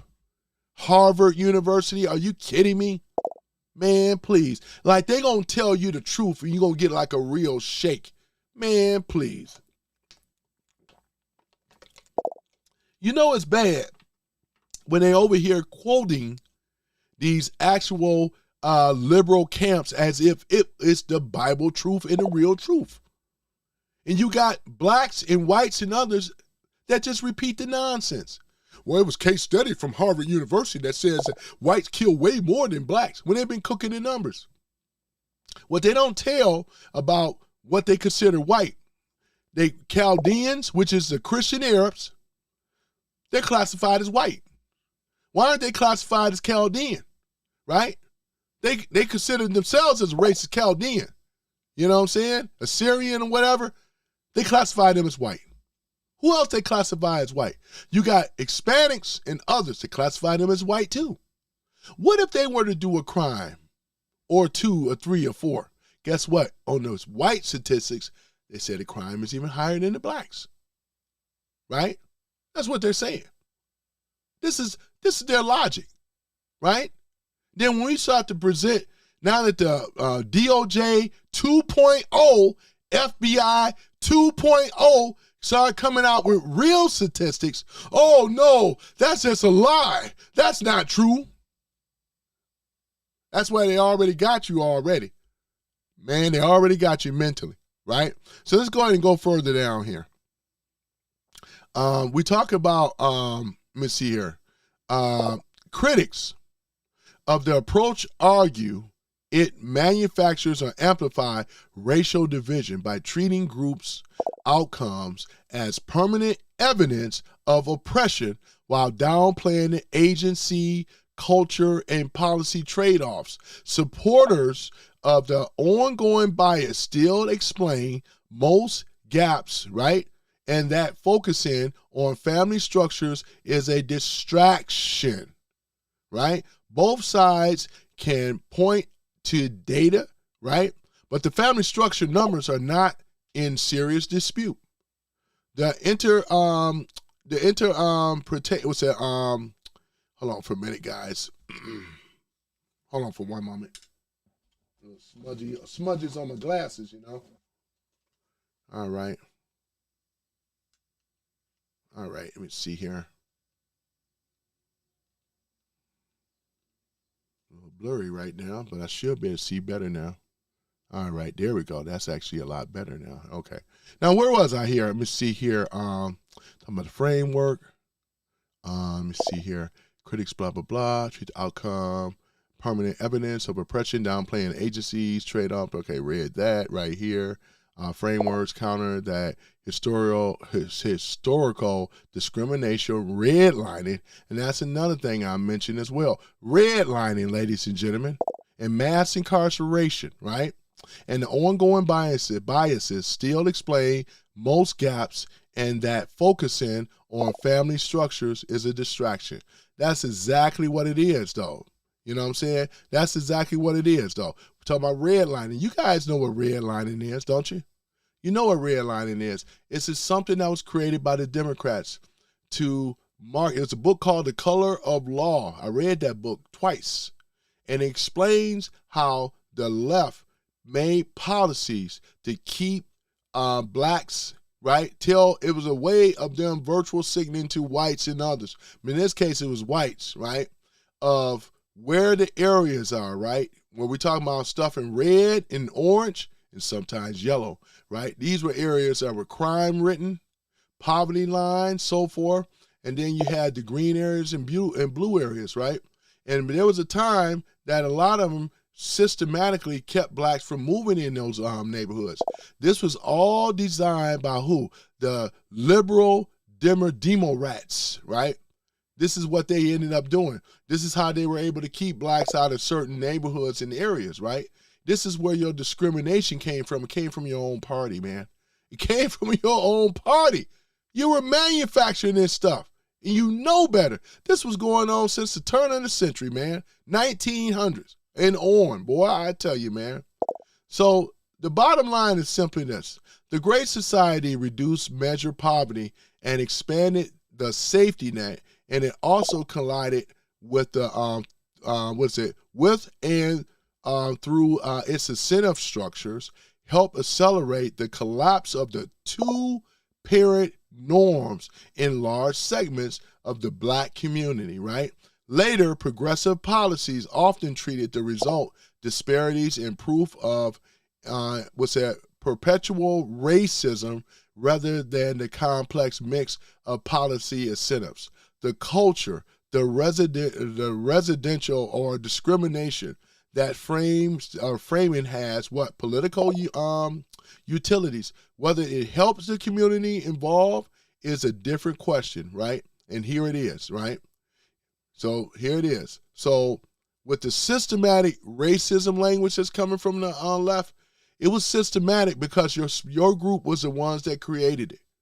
The Dems, what we call them, the socialists, and they're not just socialists now, they always been socialists.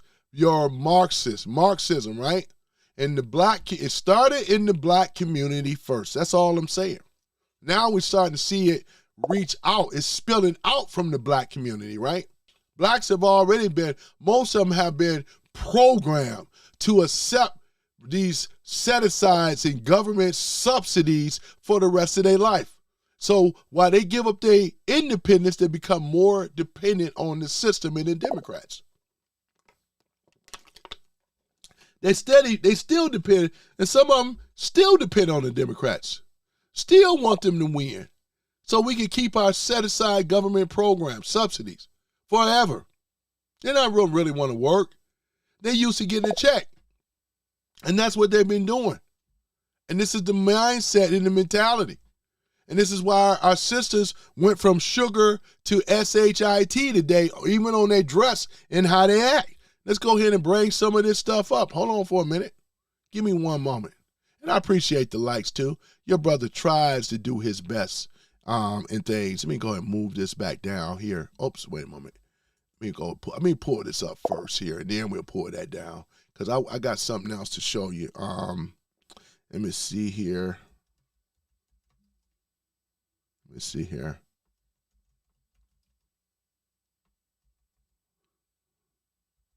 All right.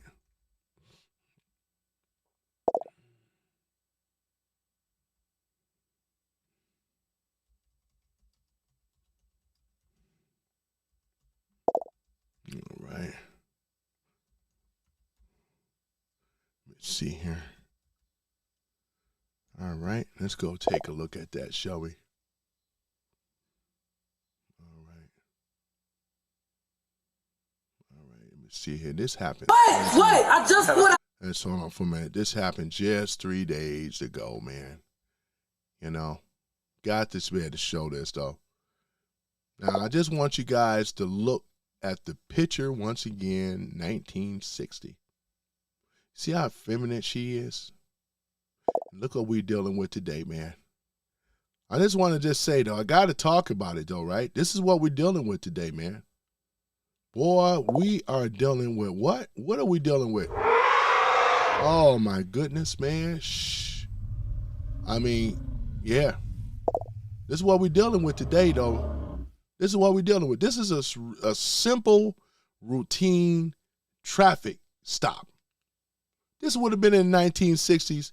We know it would have went to entirely different. My crib. Can you have a seat beside the car? No, what do y'all want? Y'all finna piss me off. I just how the sit on my block and y'all see me pull out of my house to get gas. I don't know what you're talking about, miss. I just seen you on. I stay on. Okay. Is it illegal for me to sit on your block? It's illegal for you to just pull me. What was the reason? When did it become your block? But you didn't tell me what reason why you just pulled on my plate because it's a tip plate and I just bought this car. I haven't been able to talk What's to you. the reason? What's the reason? You don't have your seatbelt when you drive. I did just have my seatbelt on. See what I'm saying? When you're dealing with these type of sisters, it's all, even for us, man, it's very nauseating. They can't even comply to simple. He gave her the reason why he stopped her. She didn't have a safety belt on. That'd have warned her to stop right away. She started just running her mouth, trying to be the victim and still trying to be in masculine energy and all. Look at this. This is terrible, man. This is what we're talking about right here. And I just took it off. You asked me for a reason, I'm giving you the reason, right? What's wrong with you? I am finna put gas in my car. Do you want my key? I'm finna put gas in my This, I mean, like I said, though, ladies and gentlemen, everything got to be pulling teeth, dealing with these certain type of women. Especially, man, this is just really, really sad, man. If I had Thanos, I got to go into a Marvel Comics. And those that have watched, you already know. You have already watched what is it? The Infinity Stone and the Gauntlet. If I had the gauntlet in my hand right now and snap my finger, you know, we'll go back in 1950, 60 with the style of the sisters, just but a snap. And the feminine and the weight and all the rest of that stuff wouldn't even be a thing if I just snap my fingers like that. Bam! You know, that's what I'd be wanting, you know. Because this right here, man, and it looked like she could be somebody's mother, right? And what type of example is she setting for her children, right? Because you know this went viral, right? This is the thing. Look at this. Don't touch me. Okay, come Look on at this. Don't touch me. You telling the officer not to touch you. He's trying to direct you. Boy, I tell you, everything got to be a fight with them. Deal with her. I can't deal with you either. What the f***, God? This is the reason as to why people don't want to live around you, want to be around you, and don't want to date you, right?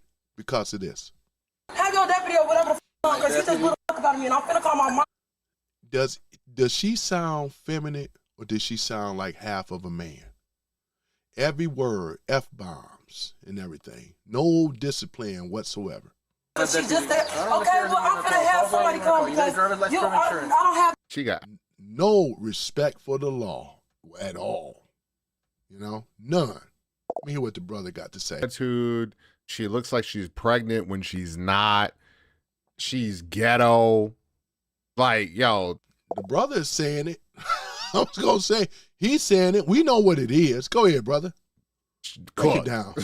Just fucking cooked. Like, good luck finding a man. You ain't ever gonna find a man. Really. With an attitude like this is insufferable. This is crazy. She's speaking to a cop with a gun like this. Imagine. A cop with a gun. A cop? Are you serious right now? Are you serious, lady, madam? Look at this. Talking to a man. Bro, I could not imagine dealing with a woman like this. This would be the worst Hell case no. scenario right here. I can already tell. If you're gonna have this type of attitude, at least be cute. Fuck. Nothing for you. Okay. The weave stuff got to go, man. I can't stand. I mean, I can't deal with it, man. But I'm gonna show you. I'm trying to make this as... No, you not. Why are you even bothering me? I just have my seatbelt on. No, I have to go to work. Are they gonna fire me? No, I'm not. Everything gotta be a victim. Gotta be extra. You know? She act like, this is the thing, and we already know what's gonna probably end up happening. She's gonna probably get tased and stuff, you know what I'm saying? It's like, why do you gotta be extra? Some of your sisters, man, y'all need to talk to your sisters and tell them how to behave in a traffic stop. If there was a man in her life and a father, he wouldn't be going through this stuff, man. He wouldn't be going through this stuff. See, this is what men do, right? You gotta know, man, this is a grown woman. Are you serious? What's Use with your you? driving license, proof insurance, and we'll get you on your way. Y'all know Insurance. what the f- I'm doing. No, I'm not doing She this ain't with got y'all. insurance. Can I please have your driving license? Stop talking to proof of me. insurance? Stop talking to me. Stop. Like he said, we know she ain't got insurance. Even the officer know he gonna have it and don't have insurance. This situation here is gonna be more complicated than it have to be. You know he's gonna have to put the cuffs on eventually, though. Look at this. Stop talking to me. If you Stop talking to me. Stop don't talking to me. provide me with that, Please I'm stop gonna have talking to to me. arrest you, I have to call my mom. Please stop talking to me. Oh my God. Because you know. Gotta call her mom. She ain't say nothing about her daddy, because there ain't no daddy there. Man, gonna call her mom. You riding around with no insurance. Paperwork is bold. Can't comply to the officer thing. And this is just one of them. We have to bring up some other ones, man. You know? Oh, my goodness. Yeah, I just seen you. I just recorded you. Okay. I'm gonna call my mom. Are you gonna refuse to provide me with your driver's license? I'm not proof saying insurance? nothing else to you. Okay. If you I'm do not that, saying I will nothing arrest else. you for For obstruction. not. He's going to end up arresting her. We know how this stuff going to go down, ladies and gentlemen.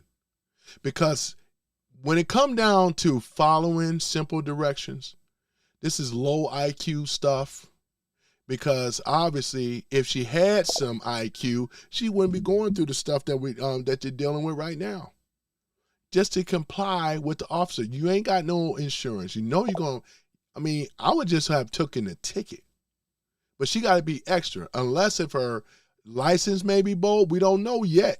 But he was just asking a question. Man, I would hate to be a police officer and doing a routine traffic stop. This is what gets you tased for not complying, not listening to the officer when you get pulled over. Because you're a black woman, you don't have no special black privilege. He's being nice to you, man, asking her nicely several times. I didn't, how's that obstruction? I know what obstruction is. That's not. I didn't say I'm refusing. I'm refusing to speak until I call my mama my lawyer. That's what I'm saying. Mama. Her mama and her lawyer. You ain't got no lawyer. You probably got your mama, but you know damn well if you ain't got no insurance, you don't have no lawyer. Come on now. Make that make sense. Pulled out of the driveway. This man was just sitting on Rosedale. Now I'm at the gas station. About to get her ass arrested. And he just pulled me over. He followed me to after he followed. She said this man. He's a police officer, lady. Don't you see the uniform? Don't you see his badge? Doesn't it say on the police uniform and car, police officer? Look at the badge. His name is there. What are you talking about? This man followed me. This man pulled me over. What the? The driveway and follow me to this gas station. He can't follow See, you? I don't got no license plate. Then he gonna look at my tip plate because I didn't register the car yet because I just bought it. He talk, it's good. If you just bought the car, why you gotta be so extra? Why? What's with the emotion and the attitude? And this is how they are. Can you imagine if you was a brother that was trying to approach her, trying to date her? What are you doing talking to me? What's your money look like? What's your money game look like? You know how they doing that? Oh my goodness, man. Oh my goodness, man. Oh man, you'll get the 3rd degree. Well, you get a series of questions. You know, y'all know why they call it the 3rd degree. In the Blue Lodge, when you make it at the 3rd degree, you get bombarded with series of questions. That's why the 3rd degree is where that come from. It come out of the Mason, you know, Freemasonry, right? Look at this. This month, it's this month. And I'm no Mason, but I know that much. Oh my goodness, look at this. Exactly. I got my, he talking about I didn't have no seatbelt on. I had my seatbelt on. He just pulled me over for no reason. He don't see that I got my seatbelt on because I got the little blanket over me. And I gotta go to work. What the no. Boy, this is how bad the left establishment, this is how bad the so-called black community has fallen, man. Oh my goodness, it's really sad and bad, ladies and gentlemen. When you can't even comply to an officer of the law. They just used to just want to think that because they're in the hood, they used to think they could do anything they want. You can't do anything you want. Look at this. Hell no. I don't know what to do. What am I supposed to be doing? You're supposed to be showing him the paperwork that you have and saying, hey, I just bought the car like you said. I don't have insurance. This is real people with real responsibility to do. I don't go through this type of stuff like this, not this SHIT. I don't have these problems with the police getting pulled over. And even if I did, I'm going to conduct myself, right, and have discipline. I mean, why should I have to flip off? As a man, I'm going to take whatever. If I'm riding bold, I have to take the consequences that roll with it. If I'm speeding, hey. If I do a red turn, hey, that's what men, with your big panties on, woman. Just like I got to put my big drawers on, right? This is what we got to deal with. You an adult. Show some responsibility and stop using an excuse. No wonder you sound like these damn liberals. When are you liberals? When are you going to start taking accountability and responsibility of your own actions? And stop trying to shuck and trying to dodge it, right? Look at this. That's all I need. I don't understand why I'm giving this to him because he just put me up for no reason. He has no lawful reason to put me over. He gave you 2 reasons already. First of all, he said that I didn't have my seatbelt on. Oh, this bitch is retarded. Because I had my seatbelt on and I have a blanket over me because I don't have no clothes on. So he just pulled me up for no reason. I feel like hell no. No reason when you wasn't wearing a safety belt, just like what the officer said.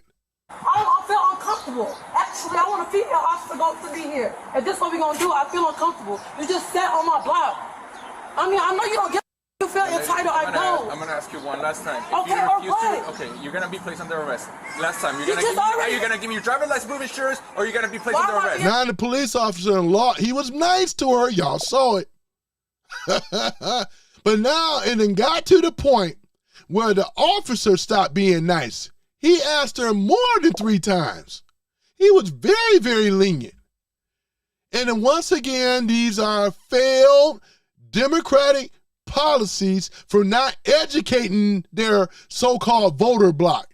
They keep them dumb and ignorant, right? This is why. It's a perpetuating rat's nest with a bunch of crap that constantly keep producing, man. This is a damn shame, man. Oh, my goodness. She's about to get arrested. There you go. There you go. Just look at this. Look at this. Tase. Watch. Stop touching me. Stop touching me. Stop touching me. Stop touching me. Stop I'm going to tase her myself. Stop touching me. I just said I'll do it. Stop touching me. Stop touching me. I just said I won't do it. I can't stop. About the waterworks in a minute. I just asked for a female. I'm not about resisting arrest. I'm not resisting arrest. Your ass is being aggressive. I'm not resisting arrest. She was resisting arrest. They were trying to put the cuffs on you. You kept on snatching about your phone and everything. I mean, this right here, man, it's got so routine coming from certain type of black women. This is so routine, and you should know better. This is disgraceful. And you probably somebody's mama. This is disgraceful. I'm not resisting arrest. You're being aggressive. He gave her several warnings, trying to get her to comply. She did not. If I was the police, I wouldn't have been that damn. After first time, second time, we got to go. I'm resisting arrest. You're being aggressive. I'm not resisting arrest. Why are you doing it? Uh-oh. See? Here we go. I'm asking for a female officer. Why are y'all doing Snatching that? away. They don't have to get pulling away from the officer. Tell it, brother. a female officer just because you're asking for one. There's no law that says they have to get a female officer, even if they're patting you down. If there's not one present around in the area, she doesn't need to be there. And these people, they just always are requesting shit. They're entitled for no reason. She's entitled, all right. Another entitled, low ghetto black woman. Entitled. I tell y'all, ladies and gentlemen, it's this type of nonsense. They don't even know the law, but they think they do. How did we get here? How? I know how.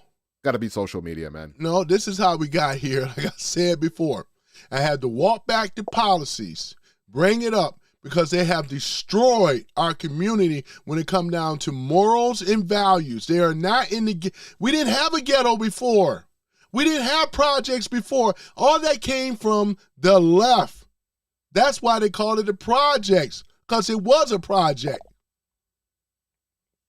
Because we didn't have them before. They took the man out the home. He wasn't allowed to be there. And this is what destroyed the family unit. Obviously, she has a mama. That's it. There ain't been no man in the home. You have relationships, but they know nothing about marriage, the unity of a man and woman and children. They're strange to them. Look at them. They're confused. Femininity is not there. I'm a man now. I'm on a fight. You could tell. Look at her. Look how aggressive she was. I blame social media every single day, even though it's my job. But social media is the problem. That's the reason why some of these people are fucking stupid. No, it's not the problem. Social media is not the problem, brother. The problem is what I mentioned before, because we had to go back in time. Black women wasn't behaving this way back in the 60s. They were very feminine, right? And they took responsibility and say, yeah, they had more accountability and responsibility because a lot of our people were conservative. They weren't liberal. That liberal mindset didn't come until later on. Keep it real. My grandmother was conservative. My great-grandmother, just like your great-parents, grandparents, they were conservative, right? Look at the dress from the 1960s. That's conservative, right? Went to church. We had a moral compass. We were Christian, right? We knew the Bible. We went to Sunday school. He had Easter and all the rest of the stuff. Come on now. We wasn't over here doing this type of crap. This wasn't the social norm, especially back in the 60s. This wasn't the social norm. Look at it. So I arrested you. I One will come to search you. I just told you I was going to Look at this. Yo, look at this. Look at this. I'm trying to fix this. This is If they don't get sad. You're yanking yourself around. I can't even fix your handcuffs because you won't stay still. I'm not even moving. Y'all both moving. I'm not moving. You are moving. Never been. No. Well, I I'm tell trying you, to fix man. this so they don't hurt you, okay? Got her pant. You can see her pant. Man, this is just disgraceful, man. And it's all her fault. This is, oh my God. No shame. Boy, this is terrible, man. I've never been dragged around like this. I just see her. Well, you have plenty of chances for you not to have to do that. It sure did. It sure did, man. Know she was going to get arrested. Everybody know. You don't have to read the end of the book to know that she was going to get arrested. Look at this. I was texting my mom, my lawyer, and you just got him. Yeah, and I allow you to do that, which I shouldn't have to do that, but I I did. didn't do nothing. I did not move an inch, sir. Yeah, guys, it's gone, man. You know, it's gone. Yep, it's gone. If we expect the people on the left they're going to be telling the truth to their voter bloc that's majority black, the 92% of black women, they refuse to look at this. They're going to say, oh, shit, she was the victim. Oh, my goodness, sister girl like that. Oh, man, the police officers, they racist. They racist. See what I'm saying? They racist. They pulled her over because she was black. And they racist. Oh, my goodness, man. You can't make this ish up. That's why I showed y'all this on purpose, man. Now you can see, you already see the manufactured crap. And they want to throw this in. No accountability, no responsibility. She didn't have a safety belt on. That's why she got pulled over. That's what triggered. Police officers are trained to see if you're wearing your safety belt or not. Instead of just being responsible, right, and saying, hey, you know, but she wasn't. She wasn't accountable at all, let alone responsible. This is what ended up happening, right? Let me see here. Do we have anything else here? That's it. This is the same nonsense over here, man. Let me see here. Hold on for a minute. Let me come up and pull up another one here, man. We already know what this is about to happen. Let me see here.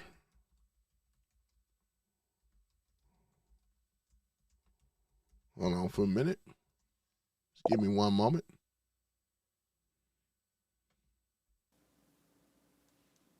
On Thursday, August 14th, 2025, at approximately 13:55 hours, Walmart loss prevention staff began monitoring a female subject inside the store after observing behavior consistent with retail theft. Surveillance footage from multiple angles captures the subject at the self-checkout area. The footage shows her scanning a limited number of items while discreetly bagging additional merchandise that was never properly scanned. She places the unscanned items into Walmart shopping bags, then loads them back into her cart. Throughout the process, now they're breaking it down, but you got to be a bad mother to be stealing out of Walmart today. They got all kind of surveillance cameras, and most of the supermarkets and stuff does. But look at this here. she maintains. Hold on for a minute. Got music going on. The music just started happening. Hold on for a minute. All right, let me see here. I just realized that. Oops. Hold on for a minute. Ain't nothing going on with me. 01497. So she has stuff on her. Yeah. So we got most of the item. Look at him. Look at him. Look at him. Man, you're not free to go. Listen. I don't have Listen, relax. Oh my gosh, she gonna try to run. Don't do it. Are you serious? Oh, man. No, I'm not saying, though, ladies and gentlemen, you know. Oh, my goodness, man. What the? Don't touch me. I got nothing. Don't touch me. Oh my gosh, she tried to run. Oh, my goodness. Oh, my goodness, man. What the? Oh, my goodness. Oh, my goodness, man. What? The country mall is my undefeated, people. Oh, my goodness. Tackled her down. Look at this. Okay, I'm done. So I don't have nothing. You can lift it. She's the pain. Man. Ladies and gentlemen, man. I don't know what this orange stuff is on, man. Oh boy, I tell y'all, ladies and gentlemen, man, that's why I say, and it's so-called black. It ain't no community no more. It's been gone. It's been gone for a long time. This is what the liberal camp produced. And then look at the inner city. They don't even fight for having better choices and solutions, even when it comes down to health. And I know I'm not one to talk, but I'm just saying, you know, look at this. Look at this here. Boy, I tell you, man, look at this. Look at how the women used to dress back then. Look how they carried. Man, how the sister, man, look at this, man. Man. I don't have anything. Look at this. 1,400 hours. Yes, there's no more traffic. Body cam, police. So embarrassing. I'm trying to pack my stuff. Okay. I'm not here. 1,400 hours. You got it? Yeah. Get up. So 24, you can show up for. Yeah. You're gonna get up. Bring your feet, knees in. Ready? Yeah. Motion good. So embarrassing. This is all of my stuff. I had my money in my hand. I paid for my stuff already. That's what I'm trying to explain you to people as to why people, it ain't racism, it's called, look at it. If the image, these images, just like I did with the brothers, the images of a thug, if you're going to dress like one, act like one, and be one, that makes you a thug. We talking about Pookies and Ray Rays, YNs, and then with the females, it's the same thing. If this is happening so frequently, right, this is how people are going to view black women and black men. You know I'm telling the truth, right? Now, it could be a prejudice or a stereotype because we pretty much know, right, because you see it a lot, right, instead of just, you know, I had to go back in time, man, as to where it came from, because there was no reason for her to to have to go in here and steal for the first place. And then she thought she was slick. There was a camera, there was a bird's eye view of her being recorded. I mean, don't you know that? Low IQ people, she just tried to put it in her backpack. I ain't got nothing. I ain't got nothing. They didn't even let me take out our. Okay. Don't touch me. 10-6, Here we go with this don't touch me stuff. Woman, this is past tense. You are being, you know what I'm saying? You brought this on yourself, right? Look at this. More failure in the black community. No leadership, bunch of pandering, pander bears, constantly telling black people that racism is the number one reason why you can't get ahead, instead of accountability and responsibility. Look at this. Relax. Don't talk to me like that. Okay, I don't have. Okay, sir, I don't have anything. Now, you know, all these police came up there. Oh. One meet you coming out the door. The guy standing out there that took your buggy. You know you're caught. Then you tried to run. It's like, are you serious? You tried to run. That ain't running with no flip-flops. Man, I could have caught her. Oh, my goodness. Why are you sitting here screaming at the top of your lungs, you don't have anything and don't touch me? And ladies, this is another thing. When y'all committing these crimes out here, I don't care what it is, they have the right to touch you, all right? They can arrest you. They can even pat you down. They just have to use the back side of their hand. So stop trying to scream all this stuff, especially when you know you're in the wrong. The best thing is just keep your mouth closed so you don't end up saying something you don't need to say. They got you on camera, right? First and foremost, they caught you in the act of stealing merchandise, right? Now you're about to go to jail. Now you're going to be a burden on your mama, whoever it is that's taking care of you. It might be the grandmama, because you know their mama ain't, you know, ain't fit to take care of them. It might be a grandmama. You know how that go. But it ain't no man. It's always going to be some type of woman, auntie, grandmama, aunt, whatever the case may be, cousin, you know. It ain't going to be no man in there. That's the best thing. All this other stuff trying to draw attention and people record and all this other stuff, I don't want nobody to see me. And she ain't got no shame whatsoever. Man, I tell you, man, this is terrible, man. Go ahead and put this fast forward a little bit here. This is all my stuff right here. I was paying for my stuff, and he touched me. At a lower level to the entire parking lot. And what's with that? Man, talking about black woman entitlement. They got to come out with a black woman police officer. Oh my goodness, what the? Oh man. Oh man.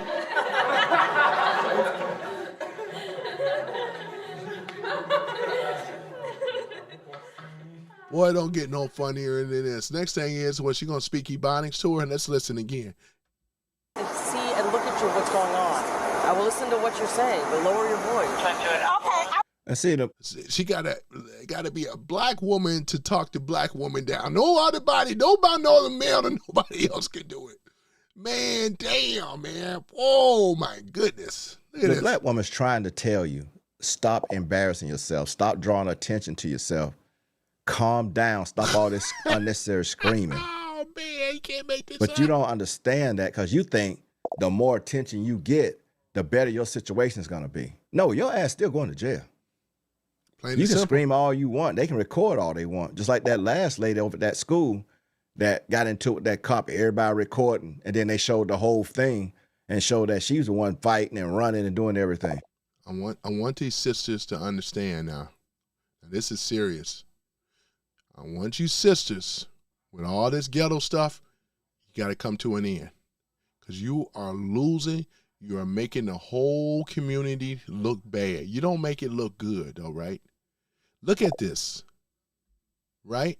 Man, none of y'all are making yourself look good. You're making yourself look bad. You're bringing down the community. You're putting shame on the community, right? Look at this, stealing out of Walmart.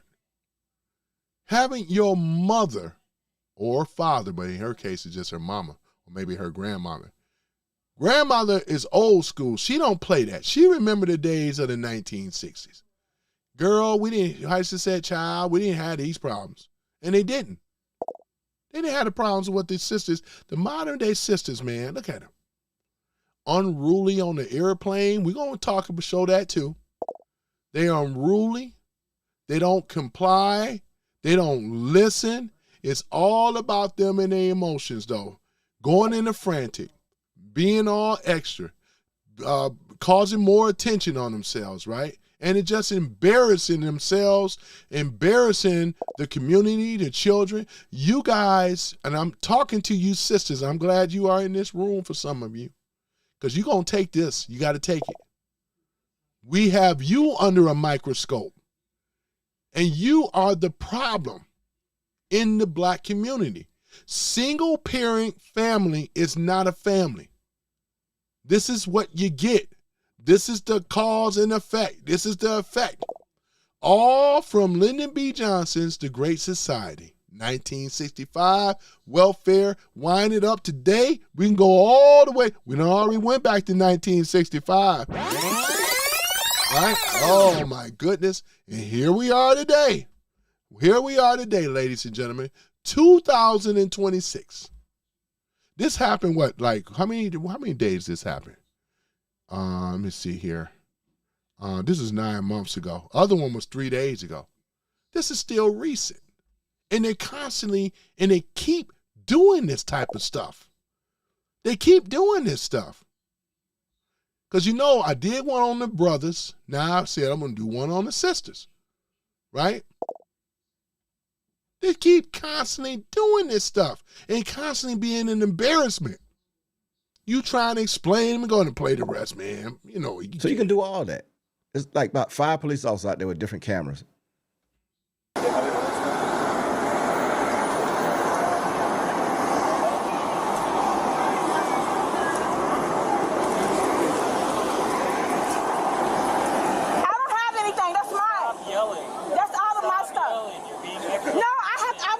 Return everything. I went to return that stuff. That's my stuff. Shut up. Okay. You're yelling for nothing. No one cares. Yeah, at this point, I would just want to just cuffed her. I mean, after cuffing her, put her in the squad car, man, because she ain't gonna listen. You got passerbyers going by.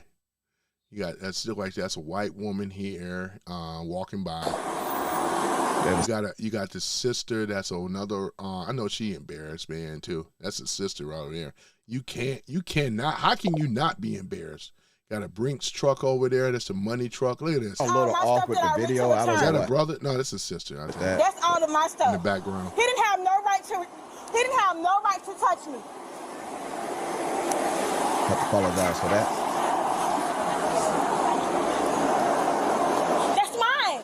A woman with dignity and self-respect would never undergo, she would never allow herself to be in this situation.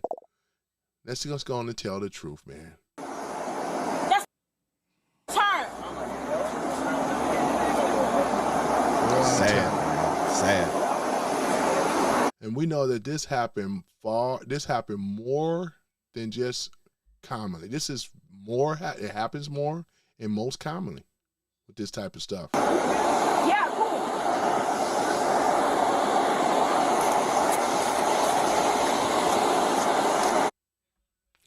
He brushing her off. Oh my goodness, man.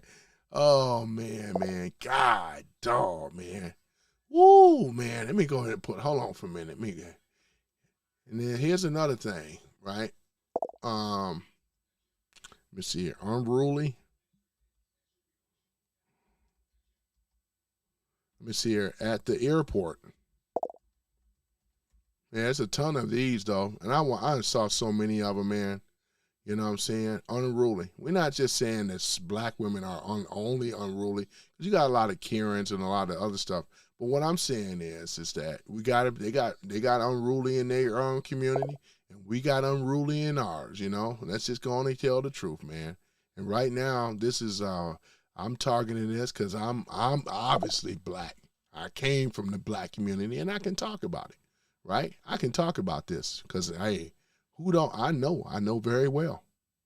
We done grew up with this type of stuff all my life. Let me see here. Karen assaults, accused of black. Let me see, not that one. Damn, caught on body camera. 8 outrageous airport arrests that lead to missed flights. Boy, when you have to hate to be on the plane and stuff when this stuff going down. Hold on for a minute. Let me see here. She's not angry. She's burned out. Whatever. Might want to hear that type of stuff, man. Let me see here. Nope, not that one. Let me see. Airline passenger, first class. What about those bonnets and stuff, too? Boy, I tell you, man. I'm going to be honest with you, man. I can't stand those bonnets, right? You know what I'm talking about? Hold on for a minute. It's the bonnet. Yeah, the bonnets.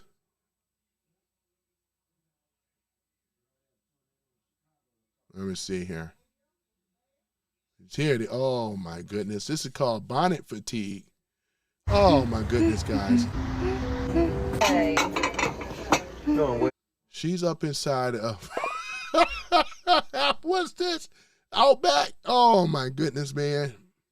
Bonnets are in the house. Not on the street. Good, my name. Let me turn that off. We got some music. We literally are fighting to be at the bottom. That's what this is. Sis, you could get the same effect wearing a head wrap. Your head will be protected, but you would still look presentable for the outside. Sis, if you got a brown head wrap or even a black head wrap and you just did the most simplest head wrap, you would look ready for the outside. You would look put together. Hold on for a minute, guys. I'm going to fight the system. Hold on for one moment. Not every I'm gonna let this play on. Just give me a moment. I'm sorry. I hate to be the one to tell y'all. Not every single system is meant to be fought. As black people, we find ourselves always trying to go against the system because the system is oppressive and it's white supremacy. And I feel you. There are some things that are white supremacy, but this is not it. We are far removed from a lot of the white supremacy that was really a problem. We are far removed from it. This is self-imposed. And you know, some of these women, they'll get on here and they'll compare bonnets to the headscarves that women wear because of religious purposes. Look, they don't even look the same. You can tell when something is meant to be worn out the house by the way it looks. This don't look like it's meant to be outside the house. Someone's hijab or a head wrap does. It looks so different. We are not normalizing this. It is ghetto. It is ratchet. No matter how pleasant you are when you leave your house, it's still gonna look ratchet. And let's be so for real here. We get so upset when people perceive us a certain way. If you walk like a duck, if you quack like a duck, people are going to assume you're a duck, not a swan. They will perceive you as such. And honestly, you can't really say that you're not that if you behave like that. If you present yourself like that. Don't be mad when you put yourself in that box. And see, these same folks will get mad. They will get so mad if a white person were to point this out and be like, this isn't right. Y'all get so mad. You do it to yourself. I'm sorry. You do not have to walk out your house with a bonnet. The part that really gets me is this: hair care, not race. This is the only way you can care for your hair out in public, is to have it wrapped up in a bonnet. First of all, the reason why you wear a bonnet to bed is so that the cotton from the bed sheet, from the pillowcase, doesn't rip out your hair and dry out your hair. That's the reason why. What is your hair rubbing up against that it's going to get ripped out? You're not wearing a wool coat, in which case you would just wear a scarf. That's what everybody else does. They wear scarves to protect scarves on their shoulders to protect their hair from a wool coat. What type of hair care are you getting by having your hair wrapped up the entire day? And I'm gonna give y'all the secret sauce. Most of these bonnets are not even made from real silk. It's polyester. It's a bunch of plastic woven together. It's not doing the thing that you think it is. Y'all not out here getting real silk. So how exactly are you protecting your hair doing this? This isn't about hair care. This is about laziness. It don't take much to put your hair into a ponytail. It don't take much to put your hair into a nice little afro. But y'all hate yourselves so much. Y'all hate so much your natural hair. Oh, the afro is not presentable. It's better than this. Way better. And I'm here to tell you, your afro is presentable. There you go. Oops, hold on for a minute. Oops, I don't want to bring that. Boy, I tell you, man. Oh, my goodness. And they wearing this around like it's some type of fashion statement, ladies and gentlemen. I mean, it really isn't. Look at this. What's she going to do, try to justify?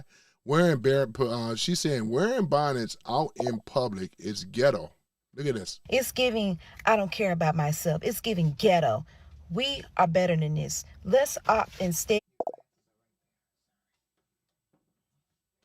All right, hold on for a minute. Oh, I got to get my glasses. I forgot my glasses. Hold on for a minute, guys. Mother telling me I forgot my glasses, man. Hold on for one moment. Give me one moment. Let me get my glasses and stuff. Hold on for a minute. But I should go ahead and let this play while I get my glasses. Hold on for one moment. I got to get my glasses. Let that play. To wear a hat, okay? That's the most... Now you got me out here looking like Conehead, okay? By the time I get about this car and walk inside that store, that hat is going to be to the back. Disingenuous. This is completely disingenuous. Ain't nobody tell you to grab the ugliest hat out of the bunch. This was done on purpose. This was done on purpose. Sis, you could literally just fluff out your afro and you would be presentable. Put a headband on. Wrap your head up in a scarf. There are so many ways we can manipulate our hair as Black women, and that is such a beautiful thing, such like a superpower. But we don't respect ourselves enough to even investigate it. Sis, there is so much you could do with your short hair that would look way better than that ugly ass hat and that ugly ass bonnet. Disingenuous. You didn't put in effort to try to look better. Got the smallest hat that don't even fit your head. Stop being disingenuous to make an argument. You didn't even try. If you feel such a way about your natural hair, shave it off and walk out the house bald. Then you won't have to worry about the hat sitting up on your head a certain way or wearing a bonnet. There are a lot of beautiful sisters walking around with their head shaved and they look phenomenal. They do. The hat look a mess because you didn't even try, and the bonnet looks even more of a mess. Y'all really be fighting to be at the bottom, and I don't understand why. And then y'all complain about being at the bottom while also doing behaviors that put you at the bottom. You know, I did a video trying to defend Black femininity, but it gets very discouraging when you see things like this. Sis, you're not even trying. But of course, the most ratchet, the bottom of the barrel will get the microphone. And that's just an unfortunate fact of life. And one thing she didn't mention, I'm going to mention it for her. These women we know it's a minority group that's doing them, but they have, because of the negativity travel in social media, they have more of, when people see this is the perpetuating stereotypes that this is how all Black women carry themselves, right? And unfortunately, negativity travels because this is what people think, and they ain't got to tell you, but they'll distance themselves and stay away from you. And this is exactly what it is. You have to be mindful of your appearance and how you carry yourself and how you conduct yourself, right? And you should be able to do that. But again, It all goes down to that, to that dual family, father and mother, and so forth, where discipline is being instilled, being raised up right. Because again, if your mama, you know what I'm saying, and that's the thing about it. If her mother knew better, she would teach her children better. But it's hard, especially when you ain't got no daddy in the house too. It's what's called dual parenting. Got to have a father too to instill that discipline and stuff.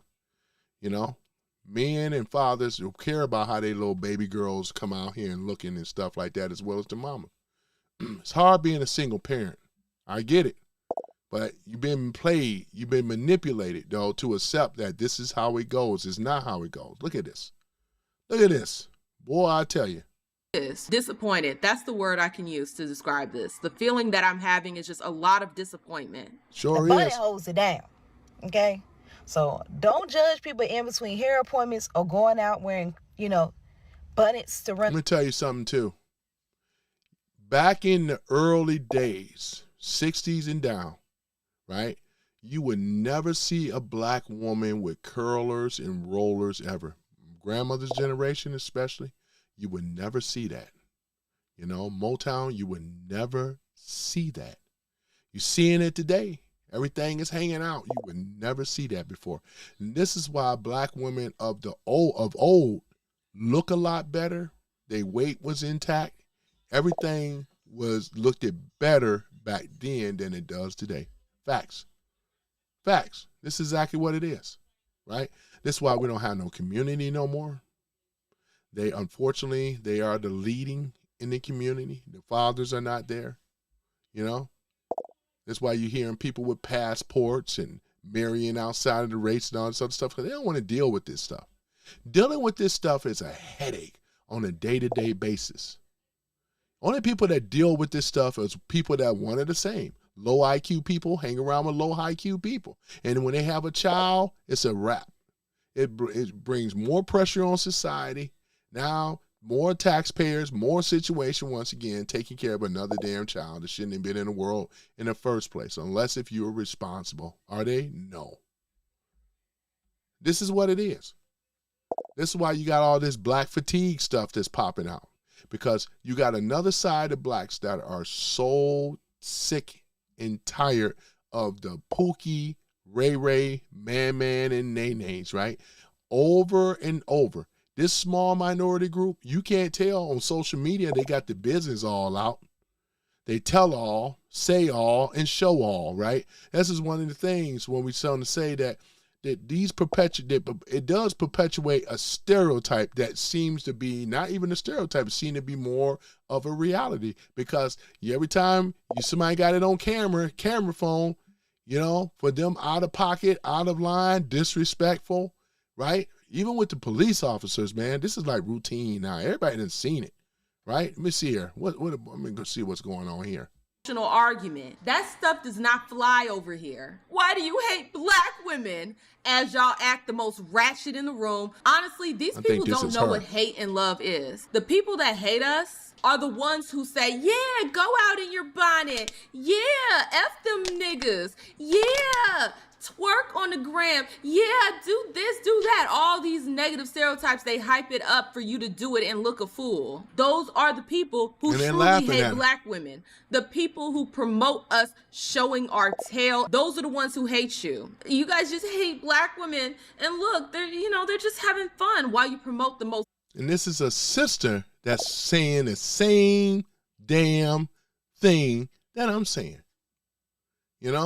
Saying the same thing. And she and me are not the only one. The brothers are saying it.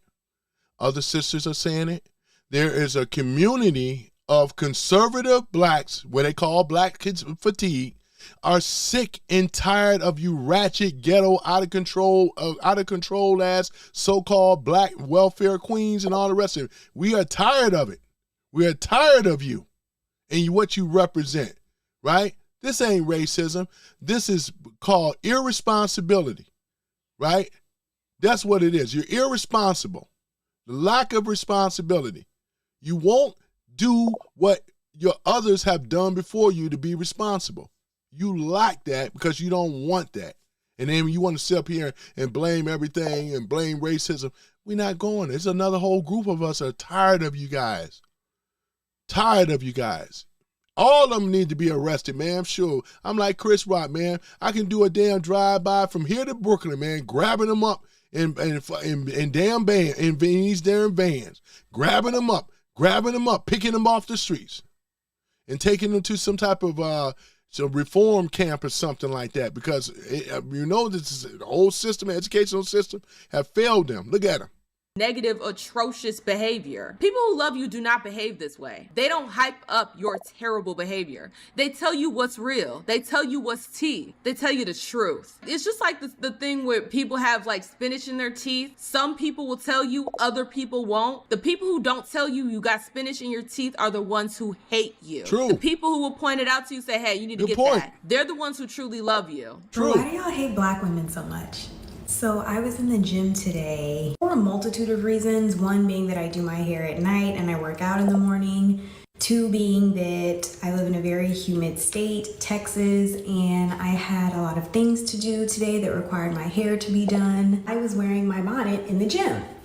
And I was listening to a video here on TikTok, and I'm not gonna even stitch it just because I just don't believe in sharing videos that can potentially put down black women. And in the video, she was saying how women who wear bonnets in public are classless, they lack tact. Meanwhile, I got my flexi rods in and I'm like, oh, what are you talking? Yeah, she hates you. Just like the sister said, she won't tell the truth. This is one of those panda bear sister girls right here. Panda bear. She panders to the black women, black community, right? She panders. Look at her. Look at her. Listen to her pander. I think regardless of your opinion on the matter, everything that black women choose to engage in turns into a social and political debate. Because we just can't live. Like, for example, this could have easily turned into a discussion about wearing pajamas in public, but instead we're choosing to turn it into bonnet. Look at this, man. Boy, I tell you. In public. Now, for several reasons, I actually don't consider bonnets to just be sleepwear. I think anybody who considers them just sleepwear really doesn't understand the ins and outs of Afrocentric hair care. Oh my goodness. So here we go with the panda bear. It's always one like this, self-hating blacks that won't tell the truth. She sounds just like, you can tell she a liberal, right? The next thing they be talking about is this racism stuff. Yeah, I'm sure that's going to be right around the corner. Look at it. Listen, I know y'all are tired of this discussion, but I just wanted to talk about it because, like I said, I was in my bonnet. And in my... Look at it. Look at it with the sister, the whole neck rocking. Is this all necessary, man? You know what I'm saying? Does it make her look more attractive or less attractive? I say less attractive. Even though she's an attractive woman, but she got the whole neck moving thing and got all this panda bear stuff going on, because it's women like her that won't tell other black women the truth. At least the other sister got up here and got on here and said what she had to say, because it needs to be said. And it sounds better coming from a black woman telling the black woman, hey, you are out of pocket. You are out of line, though. You know, the brother's been saying it, you know. But what do? Try to ridicule us down? I don't give a, you know. And like I said before, I'm one of those type of honey badgers. You know about a honey badger, you know. We would deal with anything, right? No backing down whatsoever. You know, that's just how it is. Go ahead. It's a little... Like, there were people in the comments saying you can always wear a cap or a scarf or a wig. So you want me to put a hat on this? No! You want me to put a scarf on top of all of this and smush my curls? You want me to wear a wig with a headband? Why don't you just be disciplined and do your hair like your grandparents used to do, right? Stop making excuses about being so tough. If it's that tough, why don't you align yourself and get with a man? That's what your job is, right? It's to pair bond and reproduce. That's your primary objective. And that's what you should be doing. Instead of want to be out here being walled a woman, hear me roar, numbers too big to ignore, and all this other nonsense, though, because you're creating a lifestyle, obviously, that you cannot handle. Stress was meant to be on shoulders, not hips, right? And I say that for all women. I say it again. Stress were meant to be on shoulders, not hips, right? There that is. Oh my goodness. It's gonna look ridiculous. Look at this. Like I was saying, I actually don't consider bonnets to just be sleepwear. I use them whenever it's raining outside because a hood and an umbrella still do not protect my hair from frizz. We're talking about... It's called a scarf. And that's what women used to wear and still looked effeminate. It's called a scarf, not a bonnet. Straighten your hair and then the humidity and the frizz. It's called an umbrella too. Sis, you literally have a superpower against that. It's called your natural hair. If you were wearing your hair naturally, sis, you wouldn't be worried about no damn humidity. I wear my hair natural majority of the time. I'll go out in the rain and it's perfectly fine. The rain touches my hair. It looks the same when it was dry. It looks the same when it get a little water in it. It's the same. We literally, as Black women, have a natural defense to looking crazy after being in the rain. It's our natural hair texture. So all this complaining is, to me, it's just babble. At all times, it comes with me. You know, and you shouldn't even have to explain that to her. But when you're low IQ, you have to explain stuff and you have to do it slowly. Maybe I have to slow it down a little bit, you know what I'm saying? Because, I mean, she obviously, she's just a panda bear. I wouldn't even believe that she even walked out of the house wearing a bonnet. She's just one of these panda bear girls, you know? See, with pretty girls, pretty girl privilege, they go right along with it. Some of them, they have this thing about pandering so they can fit in, right? Because look at it. Her weight is down. She's a pretty woman. But yet and still, she won't tell the other sisters the truth because they already know. She can't handle the backlash that come from it. She don't like to be called, oh, you going in on the sisters. Because there's a sister code, once again. It's called a sisterhood. There's a sisterhood that does exist. And these sisterhood of Black women, they are lockstep with each other. And what this sister is basically doing, they consider her a code breaker. Because she's not supposed to come out and criticize Black women. That's what I'm saying, though, right? This have been going on for a long time. It's called a sisterhood. And you guys already know they're in Hollywood, too. It's a group of women, and anything they don't like in Hollywood, they get together and get it canceled, right? And stuff like that. When they see their Black people, let me see, give you an example. What's his name? Michael B. Jordan, right? Michael B. Jordan, when he's with a Black woman, was all good. I think he's dating a Korean woman, Asian woman right now. So sisterhood is very angry right now, right? When they see certain types of Black men, they want them to be with Black women. You know, you get ridiculed, you know what I'm saying, when you're with a white woman and things like that. So we already know what happened. This is another thing that happens too. It's called the sisterhood, right? And what she's saying right here on the left, she's part of the sisterhood. I know the verbiage, the pandering, right? Just agree with it. Don't try to fight it. That's what she's doing. Listen to her. My purse, it's in my work bag. I've been approached by men in a bonnet, even with my ring on. I've been to the gym with my man. Yeah. And like I said before, I really don't think that she is in a bonnet. It's hard for me to believe, but she's doing more panda bear thing than ever before. Panda bears, they pander to Black women, lie to Black women because she's afraid of the sisterhood, right? That's just plain and simple. Simple, the sisterhood. One of these days, I'm going to talk about the sisterhood more in detail, in depth, right? Put some more awareness out there and give you the kryptonite to the sisterhood type stuff, right? Because there is a kryptonite, you know what I mean? And it's called knowledge, right? Look at this. He has given me public displays of affection while I'm in a bonnet in a gym. So you mean to tell me that your sis cannot wear a bonnet on an airplane so that she can have a fresh blowout? Yeah, this is terrible, man. This is the kind of stuff right here that we're talking about, man. Woo, let me go ahead and look in the chat here, man. Woo, man, though. Let me go ahead and look in the chat. Yeah, guys, you know, but, yep. So you feel me, though, for the most part of it, though, man. Yeah. Yeah, so that's the thing about it. They get mad when they come in the room, though. These pro-Black guys, I love pissing them off. Yeah, I tell you, man, ain't that something though? Say something. He said, "Hey, yeah." He said, "Hell yeah, random." I said, I'm probably catching up. We get caught up here. I'm way behind on the things, man. Are y'all all right? Yeah, man. They gonna be all right. Are y'all all right? Oh man, boy, I tell you. Let me look at some of these comments, man. Ooh, man, what the? Let me see. Crimson Wine says, but black men also get mad about black women being with white men. No, we don't. Be honest with you. We don't get mad. That's not true.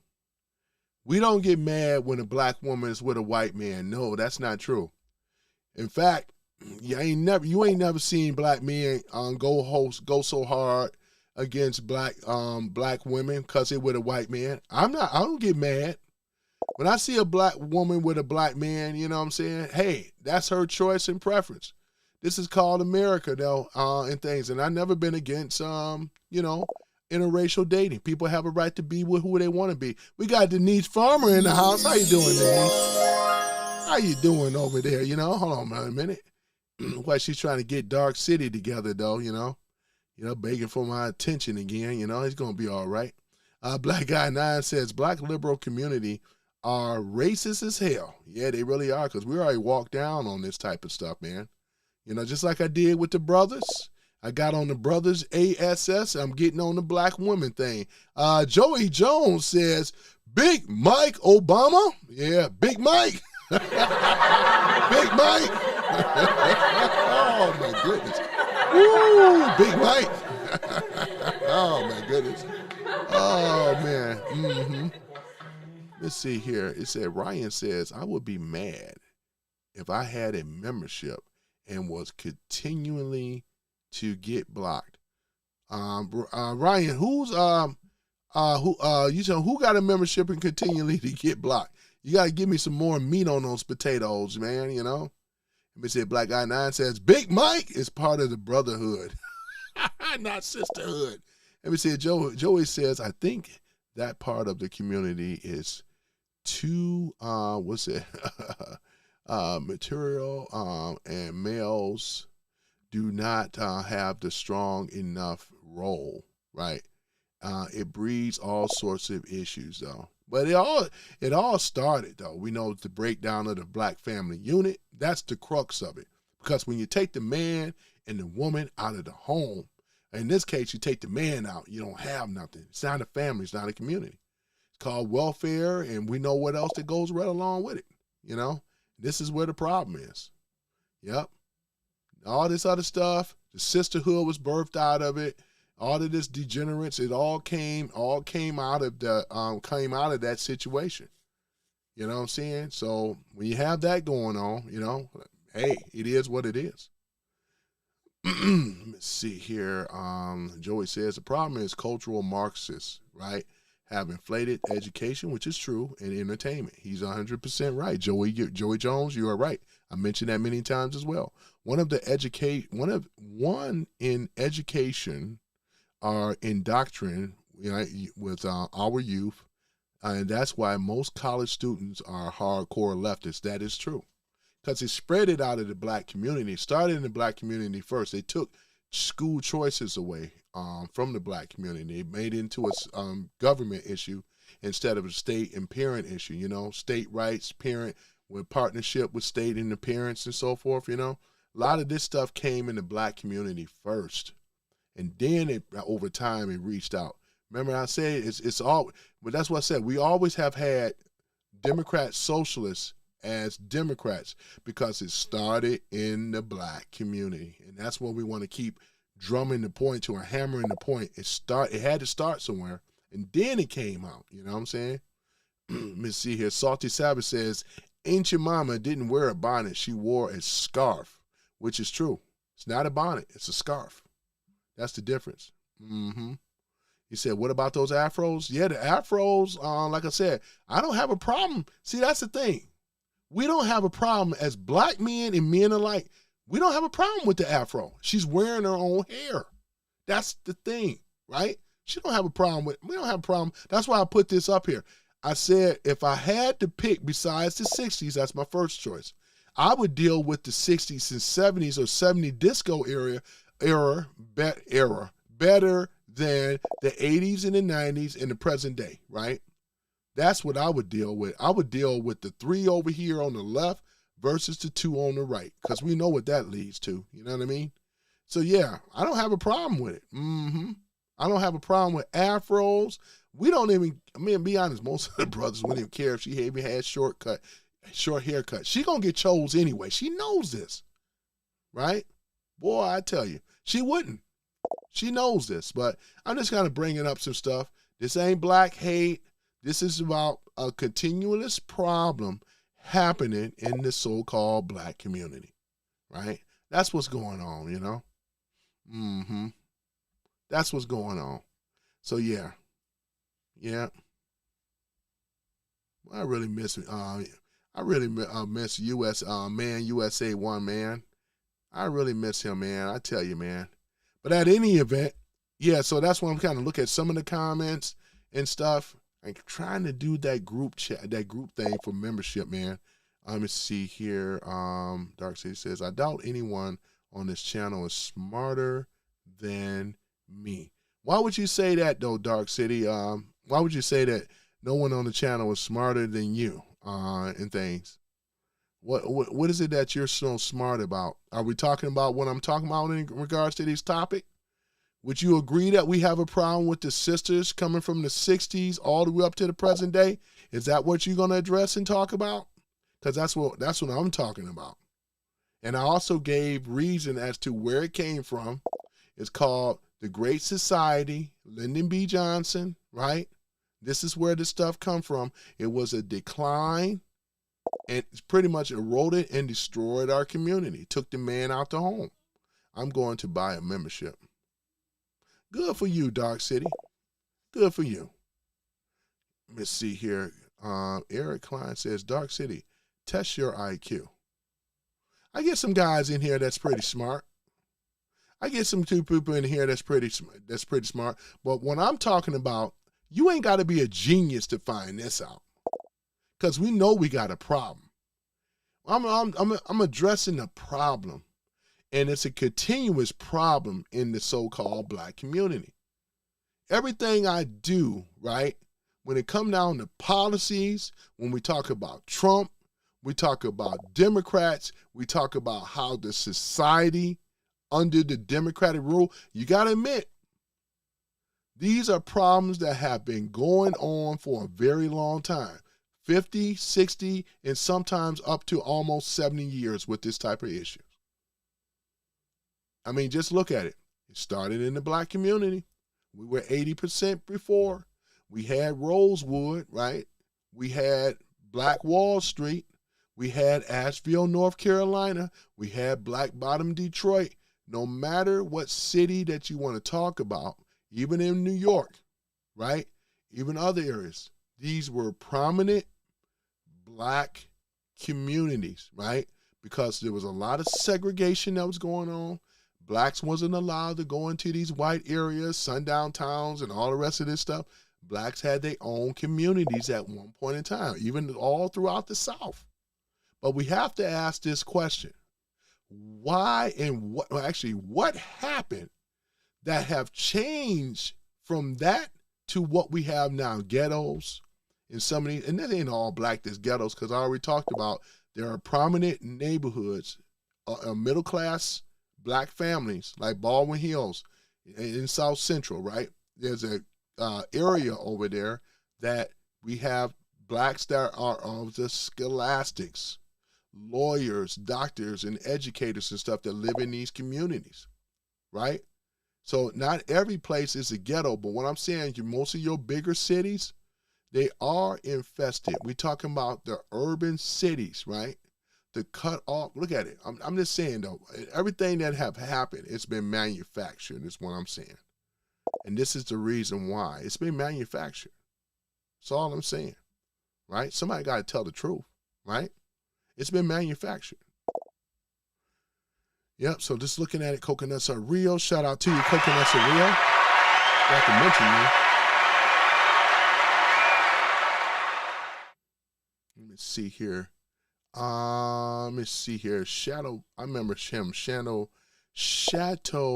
Pop, 589 feet. He said 5895. Man, he said that it was the coons who told white racists that those black people are doing better than them. Yeah, and I'm gonna say this. You're absolutely right. I gotta agree with that though, Shadow. And I don't know if we may agree on everything, but you're absolutely correct. Because, like I said, W.E.B. Du Bois, and I may be correct about this, I believe that he was one of the coons that went and told whites, right, white liberals, hey, the blacks are doing real good in these towns and these cities or whatever. There was a few others too that went back and told.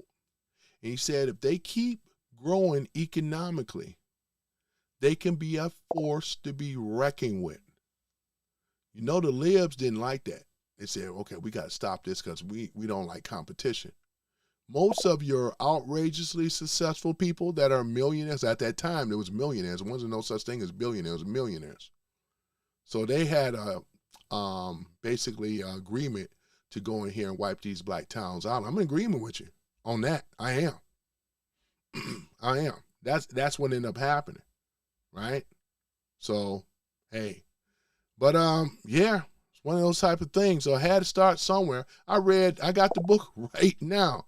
It's actually called Black Wall Street, Greenwood, Greenwood. We're talking about Tulsa, Oklahoma. I rode through Tulsa, Oklahoma too. Mm-hmm.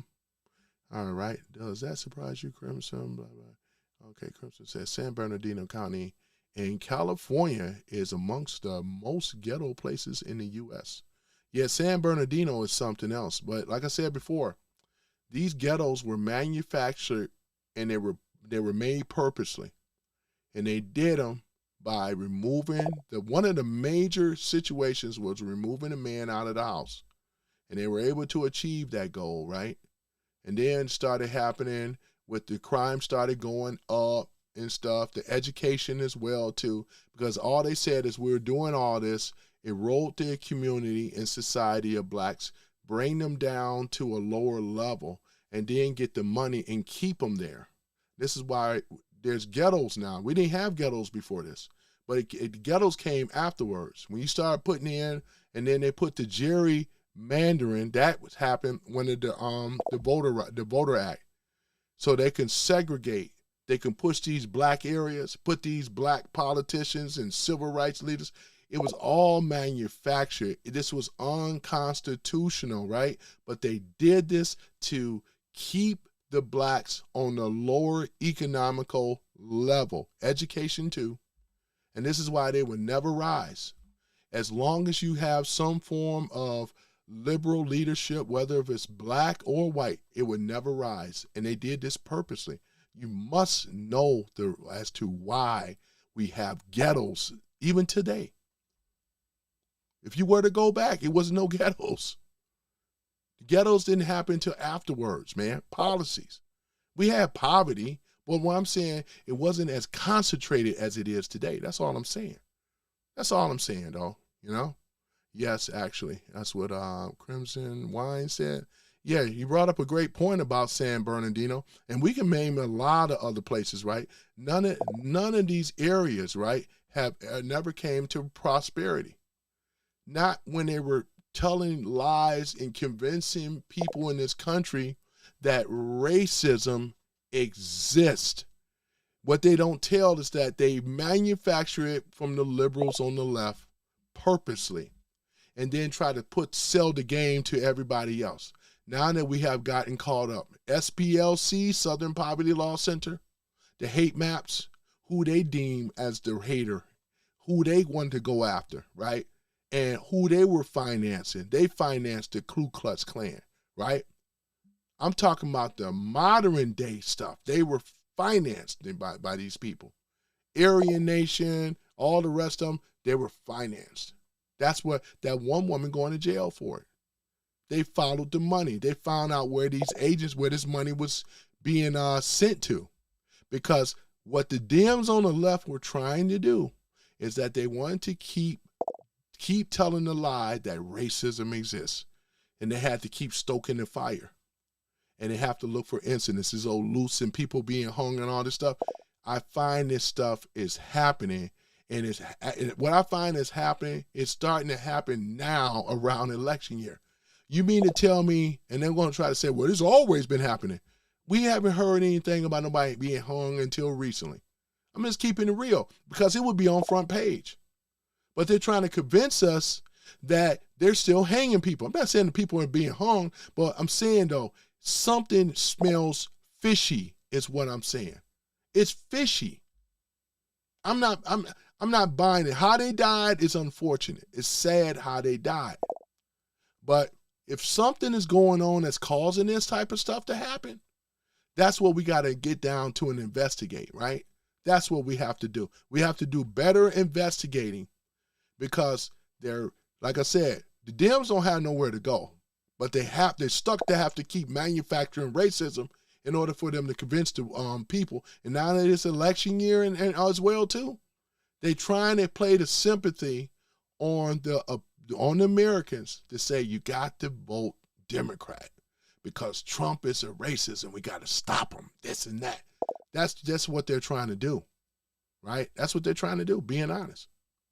Because we don't have anything else. What do we have? What policy we have? Even a lot of moderates saying they have to vote for Trump. What else we have? We don't have any other. You ain't heard no policy for real. What do we have? We don't have nothing on the left at all. Yes, because the pocket, let me see, Crimson Wines 64 says, yeah, because their pocket, any funding is BS. Yeah, it's BS though. It really is.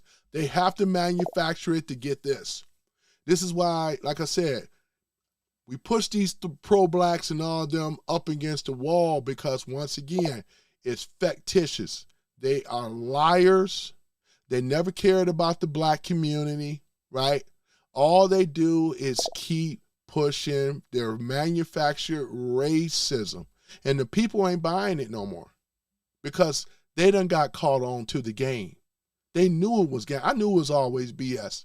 But it's easy to tell that story now because you got a thing called the Southern Poverty Law Center, which was known with them and the DNC hand in hand with each other to go out here and fund these organizations and to make it appear that the real Ku Klux Klan and Alliance, they've been eradicated and knocked off since the turn of the century, man.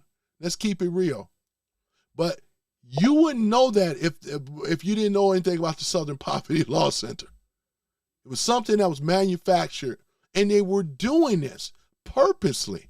Even with Asheville, was it North Carolina, Charlotte, when that situation went down? Y'all remember when Trump had the rally out there and the woman got killed? It was a woman that got killed. I think she was a school teacher.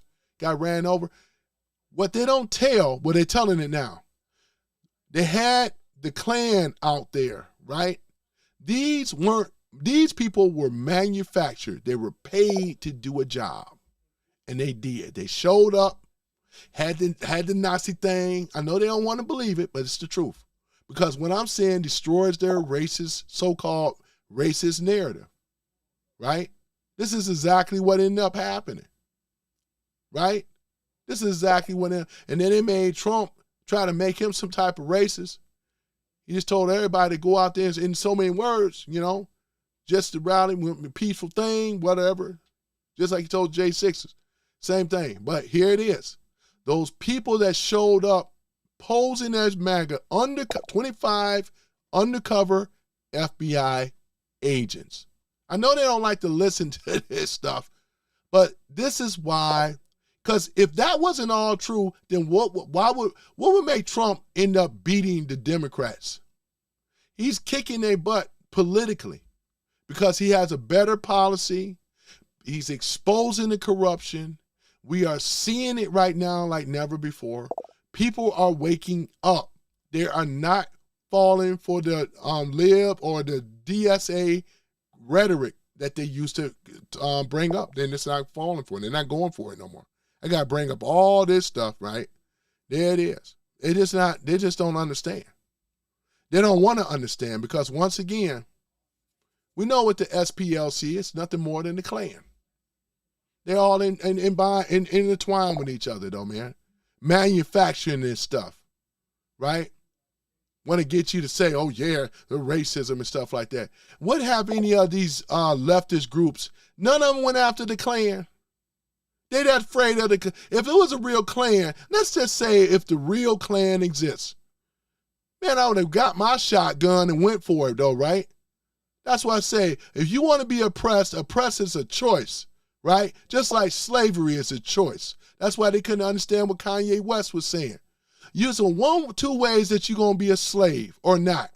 If you're going to give in, you be a slave. But if you're going to go down fighting and your attitude got to be, I'd rather die than to be a slave, right? Because you can't kill a man when he don't want to be a slave. That's the difference. That's what it is. All these men, all this cowardice, they got guns too. But that's what I'm saying though. Something ain't jiving and adding up. You know what I'm saying? It ain't adding up. Real men are not going to be a slave for nobody, black, white, or other. They're not going to be a slave to nobody. That's a real man. All this other stuff, man, it's a bunch of foolery. It's a bunch of bull. And that's why the word that would go, it got Bud Russell in here, man. Go shout out to Bud Russell.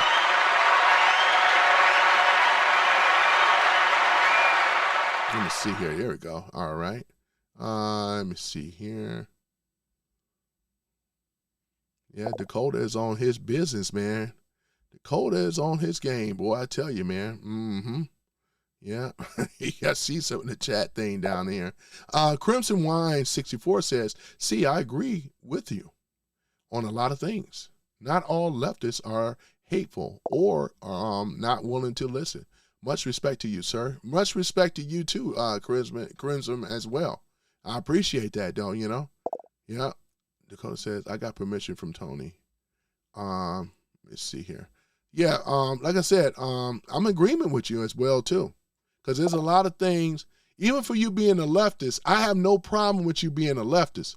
But I'm trying to give more insight for people that are a leftist, what was really going on behind the leftist party. Because like I said, I grew up in the black community. There was family members that all have been Democrat. You know how it go though, Crimson. Black folks especially. There's two things that I know about black folks. One is that you got to be a Christian. You got to love Jesus. And number two, it's going to be the Democrat Party. Number three is Martin Luther King. Number four is JFK, right? These are the four things in the black community that black folks still are today, right? That's exactly what it is, right? But when we start hearing more about this manufactured racism and things like that, we start talking about some other things. We start getting down to it because these pro-blacks and these other conscious, so-called conscious community and all the rest of them, all these grifters and stuff, they are grifting for, we know, for this. They don't do nothing. The different, I mean, look at it. The state and these cities, they get paid, right? They never wanted to fix the crime epidemic. Trump was the only one that stopped it in D.C., stopped it in Memphis. This was a hit to the Democrat, to the Democrats. Because if they can't get funding, Trump has been bankrupting them. He stopped the money flow. He stopped where, look at it, California can't get no funding from him. New York can't get no funding from him. Anybody that don't want to play ball with Trump, he's going to cut you off economically. And that is exactly what's happening to the Dems. If you don't want to play ball, he's going to starve you out just like he did with Iran. I'm going to starve them out, Iran is broke. Democrats are broke. Can't you see, guys, that there's a pattern going on around here, right? They don't have to fight with you physically. He just starve you out economically. And that's what he's been doing with the Democrats. And it's going to get worse for them because y'all seeing the multiple arrests that are happening. You seeing like people, was it governors and other type of people that are in positions that are being arrested, talking about for the Dems. It's getting really bad for them right now. They're being either arrested or indicted, right? We're talking about money fraud, right? Most of it is fraud anyway. And frauding the American people. That's why some of them are being arrested. Others are being indicted, right? Because if you were innocent and following the law, you wouldn't be breaking the law and doing all these things. They never thought that they would be in a situation today where accountability and responsibility wouldn't come to them. They were in position of power, and they abused that power because they never saw Trump. They never saw accountability that's going to be happening today, and that's exactly what it is. We're seeing it in real time. You know, I love it when they try to come in here trying to keep pushing this BS about how they winning so much when you seeing what's happening. Democrat Party is broke. Just how it is. They're going to have problems, ladies and gentlemen. Whatever CNN and all the rest of them and ABC are saying, there's another story. They're broke. Trump has cut all the faucets, all the avenues are being shut off. Their money-making scheme, USAID, even Mr. Krusty himself. Y'all know Darth Hideous? Oh, my goodness, boy. You remember that dude. Remember him? George Soros? He's not putting no money on the Democrats, not his own money. Him and Alex are saying, we out of nope. He's being watched. He's been under investigation. They've been following the following the money with this dude for a while. This ain't just happening. It's been going on. They know what, they're well aware, right? DOJ, FBI, they well aware of where his money has been going and what he's been doing, right? Boy, I tell you, man, boy, I tell you, right?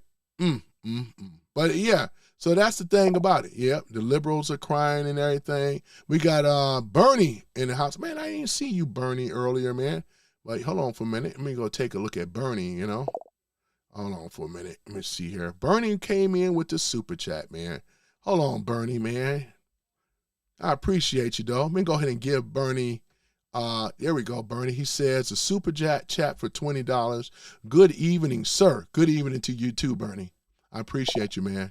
He said these trolls can't even drop a $20 super chat because they're broke and dusty. Oh, my God. Salute moderators. Salute moderators, man. Let me go ahead and give you guys all an applause and a salute. You know what I'm saying? I appreciate you guys.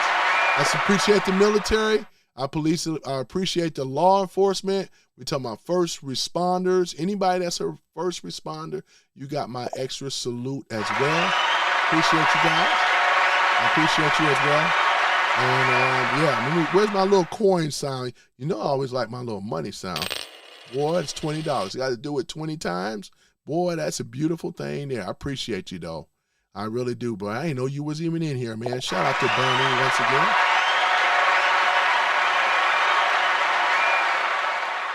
But yeah, this is basically what it is, though, man.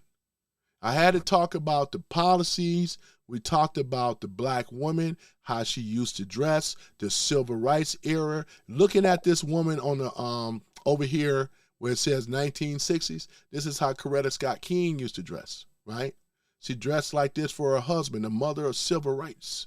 Here it is right here. So once again, we can deal with the Afro stuff, right? One thing you see in common here is the dress styles.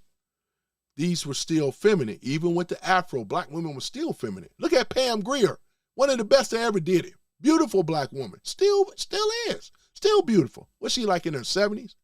Right? Look at it. And I showed this earlier.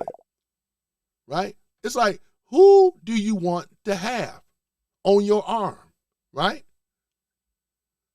Let me see here. Congrats, Mark Travis. Mark Travis. I'm over here reading some of the stuff here.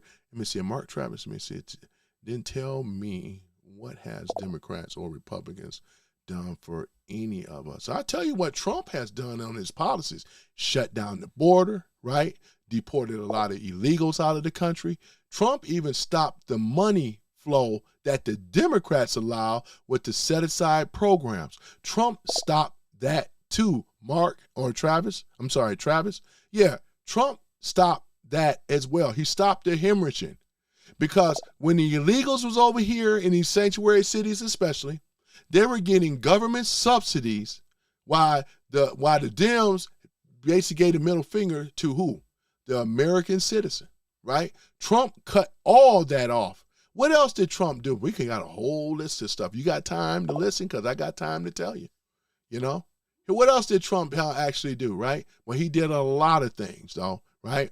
When I said that he cut off what? Stop the money, or also, too, is any person that's naturalized or not that are breaking American rules, doing things, right, such as being violent and all the rest of the stuff, they're being deported. It's just a matter of time. That's what's going on right now. Trump has a working relationship with TSA and ICE, right? We got the border security, right? Trump has made it very, very safe. He has gone after the cartel, right? He has gone after Trende Alagra. He has gone after MS-13, and these are dangerous gangs, right? In what we call South America that came over here illegally, but through Biden and Kamala Harris, I ain't gonna say they didn't do anything. They brought over illegals. And Trump and ICE and Tom Homan have been doing a wonderful job rounding up these people. That's why if you go to the hospitals now, you shouldn't have as much wait time as you should. Even with going out and looking for apartments, I'm seeing housing starting to boom now, man. Even if you want to rent an apartment or have a home, because the demand is steady going up now, needing more people. Before that, it was the opposite, because the illegals, and they were giving a lot of programs and subsidies for the illegals, man, that did not deserve it, right? This is what Trump did. I understand what you're trying to come with. Maybe because you are not versed on Trump's policies, but here it is. Trump has got rid of a lot of the regulations when it comes down. We be trying to save the smelt fish. Oh, we trying to save the little innocent. He got rid of all that regulations. So drilling and fracking, right, is happening, right? This is what Trump did, because Trump understand you got to have in order to have a strong economy, you got to have a strong manufacturing thing. Trump have brought many jobs, whether it's domestic or foreign, back towards the shores of America. He's been onshoring $8.4 trillion investments here, right? Apple, right? And a lot of these other companies and these tech giants and all the rest of them. This is actually happening, sir, whether you want to accept it or not. So to sit up here and say that Trump is not doing anything, you really don't understand what's going on, though. And maybe if you are watching ABC, NBC, and CNN, you would never know these things. That's propaganda news. They rah-rah for the left. They designed to protect the left. If you believe that, right? If you actually believe that these people on the so-called news is telling the news, I got a bridge to sell you. I got actually tea to sell you in China, right? If you believe in that kind of nonsense, right? So to sit up here and say that Trump have done a lot. He got Trump got Trump accounts. He got Trump RX for the medicine thing. There's a lot of things he got, right? The Trump accounts. Let's talk about them. Trump has what they call the Trump accounts that was created last year, right? 2025. Any child that's born between 2025 and I believe now as well, right? And beyond, up until what's the cutoff date? You guys know in the chat. But at any event, we got tech companies. What's his name? Michael Dell him and his wife from Dell Computer, right? So what he's doing, right? He's put up, and a lot of other tech people have put up, starting with $1,000 for a Trump account for the children of America, right? where they actually would start off with $1,000, talking about an account, right? And money is going to grow. Parents can start investing in on this as well. And the money going to start picking up even more because Trump understands in order to have a future with children, they have to be given something that they never had. We never had this growing up before. But it makes me feel good to know that children today, they will have what we call a jump off board. They'll have a safety net, a real one, right? By getting the parents and to invest, and they got Gerber Baby and other things too, where whatever you put in there, put in a certain amount. They still have these programs. You do realize this.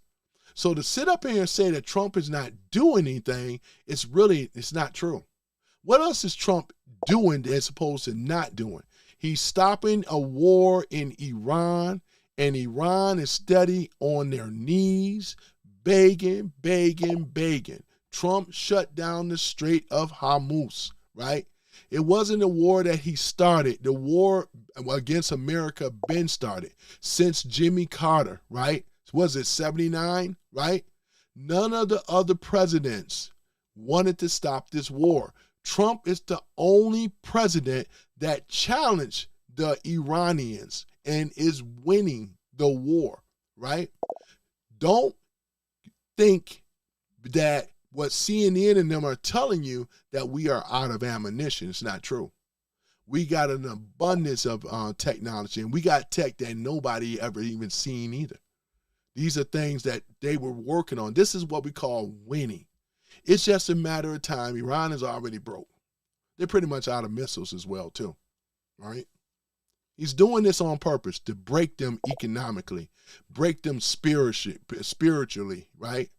Break them all the way down to their very last compound, right? That's exactly what Trump is doing. And he's doing it with minimum casualties instead of just putting troops on the ground. So it's not true for you to sit up here and say that Trump is not doing anything. I done named so many things that Trump has been doing, and you can look them up. There's no misinformation whatsoever. It's the truth. And that's why people in here are liking and thumbing what I'm saying. They're agreeing with me, because they also know Trump policies. So I love these guys that sit up here with the Democrats and the Republicans ain't doing nothing. You know what I'm saying? Well, we have the most transparent, president and a people's president we ever had before for a very long time. I don't know anybody that's been this transparent, right? Not like this. Trump and what he's been doing is all about America first. Right? He had made going back to the military cool. Trump got all the queers and weirdos out of the military, right? He got all the woke agenda people out of the military. He cleaned up the military, made the military strong again. Men are men and women are women, right? Trump have got rid of men coming into the women's restrooms. Trump got men out of the women's sports, right?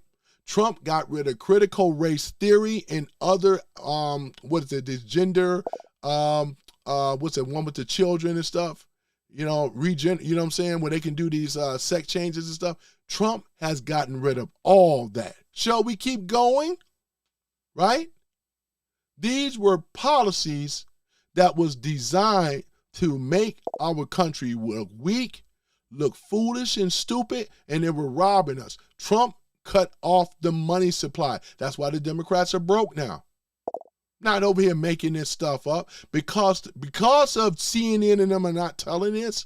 Because you got to understand, because of the Smith-Month Act, when Obama was around, he went in there and changed the Smith-Month Act to allow them to push propaganda. And that's what we got ever since, is propaganda coming from these mainstream news medias and stuff like that. This is the reason why. This is why you say what you're saying now, because you probably have succumbed to some type of propaganda, right? Trump got rid of the government control Department of Education, which is the government. He put it back to the state level and also allow parents to have state rights, right? And child choices and everything. This is Trump's policy. This wasn't no, the Dem had it opposite. That's why the parents were losing. Now the parents, for the first time, have choices where they want to take their children. This is a major blow to the Democrats. The Democrats relied on no school choices. They wanted to keep the children in the ghettos, keep them there economically and so forth, where therefore they will never rise up, right? This is what winning looks like, right? I have told you so many Trump policies already of what he's been doing. Go and look it up. If you're going to look up something, because I'm going to say not all AI is all the same. Because you got to, ChatGPT is liberal based. Most of them, Gemini is liberal based. Grok is not really my best either. They try to play halfway, but they don't even get it right, right? So the one that I use is called Right Pen AI. That's the one that I use. I don't use these other liberal-based AI machines because they don't tell the truth. I tested it with mine, and I was copy and paste, back and forth with one another. Two AIs, one liberal and one conservative that tells the truth, right? There that is. Boy, there that is. Boy, I tell you. Let me see here. So what else we got down here? It's been a little bit more, man, trying to go down with Trump's policies. And there's so many more as at that as well, man. There's so many of them. That's why America is winning now. We're not losing. We're not a losing nation no more. We were before. We're not like UK, right? We're not like Spain. When they were trying to do that invasion stuff, we're getting them out of here now. Trump have cut these illegals off. They're not getting paid by the government no more. This is why American Save Act is another thing. I think 19 cities approved on it. We got many more to go with it as well, too. Those voter rolls that we talk about, right? Making our elections safer again. America First policies for America First. I know this is a concept that's kind of strange to some of you, but it's not strange to me. I love about America First.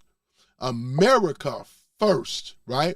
I'm an American, and we should have access to wealth that these low-down ass, DSA ass, lying ass, demo rats have deprived of wealth that was supposed to be transcended down to us. And our parents was ripped off. Our grandparents was ripped off, right?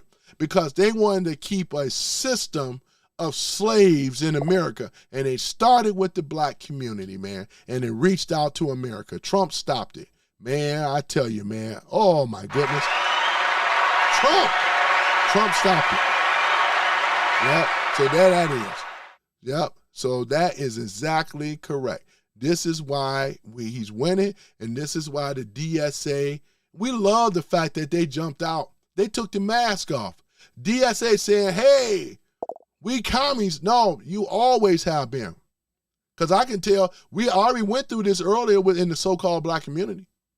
That's why the women, look at the sisters. They're all out of control right now. I showed thing with the police and all that, right? Stealing out of Walmart and all the rest of the crazy stuff. They don't comply to reasoning and direction. They don't apply to it. They think they're beyond it. It's crazy, right? And it's going to be a turnaround, man, because these people right here, you know, that's why I'm so glad that the gerrymandering has stopped, because due to the gerrymandering, it even made them even more what we call the ghettos and low IQ people. A lot of blacks vote just because of the person of their skin, right? And they believe in, well, we're going to make sure that you get jobs. Same old thing, tax cuts, jobs, tax cuts, jobs, tax cuts, jobs, right? They don't tell what type of jobs they are. They just say the jobs, right? So you still have a job working in fast food, right? Ain't that right? Working in a factory, barely getting by, right there. Ain't that right? And there's other things, though, too, right? Keep you stupid, keep you low IQ, as long as you vote Democrat. We're going to see you at the polls. Yes, sir. We're going to see you at the polls. You're going to vote Democrat, right? And look at your community. Look at your ghettos in your neighborhoods, right? You know, that's, you're proud of that? I'm not. Because we shouldn't have no ghettos. We didn't have no ghettos before. We didn't have the ghettos until the 60s started rolling in. Mid-60s, we started seeing them in the 70s and so forth. It started happening more and more and more and more and more. You cannot show me a ghetto prior to 1960 and 50. You was a liar if you tell me so. Yeah, you had some poor people, but you didn't have no ghetto, right? Boy, I tell you, man, let me see here, looking at this here. So, yeah, so that's where we are with this thing here, ladies and gentlemen. Yep, it's all good, though, you know. We don't want communism. Yeah, Jigsaw, that's what I'm saying. We don't want communism because we already know the Dems have never promised us anything. Every time they want to say that, what did it say? Homeland security, it was just going to be a temporary thing. They ushered that in. Because you got to keep in mind, Bush was nothing but a liberal, a rhino. He didn't give a damn. He wasn't no Republican for real, but a Republican by name only. So what they do, they bring in the thing. It was supposed to be a temporary thing, ended up being permanent. Your rights, our rights, were steady being taken from us. Every time they say they're going to do this for the betterment, DOJ, FBI, it's all 1.0. You didn't see DOJ, FBI get down like they get down now, making arrests, going out here. The DOJ, Department of Justice, is supposed to really be the ones that's supposed to protect American citizens, right? Trade Commission is supposed to protect the American citizens. The FC, all this stuff was supposed to protect the American citizen. They didn't do it before, but they're doing it now. All this spying on American people, all that stuff is stopped under Trump, right? That's why I vote for Trump. This is exactly what it is, right? And everybody else going to get on board with it. Just how it is. You're going to get on board with it whether you like it or not. Just how it is. We have the advantage. We are in control. We're going to take the full House and Senate. We already know that we got the cities, the states already on lock. Already, like Philadelphia. Dems can't, if you can't win Philadelphia, it's a wrap. You can't win Michigan and Wisconsin, it's already a wrap. That's what I'm saying, man. It's a beautiful thing. Right? Let me see here. All right, let me see. Big Mike. Yeah, Big Mike. Yeah. Crimson says, there should be a separate institution for pedophiles. They need to be medicated. Yeah, they need to be something, though, too. And I remember they tried to have some areas or some cities, some states, somewhere where they were trying to protect them. Because we know on the far left, they were trying to protect these pedophiles. They were trying to protect them, right? And it's a fact. They were trying to protect these people because a lot of them on the far left, alt left, so far left, they are godless people. Straight up, you know what I'm saying? They are godless people, man. They do not have no soul, man. Anytime you want to do that gender, with the children and stuff, they have no soul whatsoever, man. It's really sad. Right. Oh, yeah, I remember that, Adam. He said Barack Obama had to delete his chef because he effed his chef in the butt. I think, you know what I think? I think that he probably knew something as well, too. Maybe he was going to come out with something, though, as well, though. But because we already know that, who he really played for. Big Mike, all this other stuff. We know. Big Mike, man. Big Mike. Crimson says, why aren't Republicans and Democrats doing anything about Flint, Michigan, Well, here's the thing about it. I'm not for sure. You talking about the Flint water crisis back in the days? Are you talking about that? You got to give me a little bit more. Let's see, I didn't vote for it. LOL. Are you talking about Flint water crisis, Rick Snyder and all that stuff when he was the governor? We got brother Dwight keeping it right with brother Dwight. Talk to brother. Hold on for a minute. My personal friend of mine. Keeping it right with brother Dwight. What's up, Tony Love? What's going on with you, Dwight? Brother Dwight, y'all. Give a shout out to Brother Dwight here in Detroit. Brother Dwight, how you doing, Brother Dwight, man? It's always good to see you, Brother Dwight. Yeah. He said, that's right. Yeah, I can hear you saying it right now. Yep, that's right. That's right, ladies and gentlemen. Brother Dwight. And I know Brother Dwight would love this topic that we were talking about.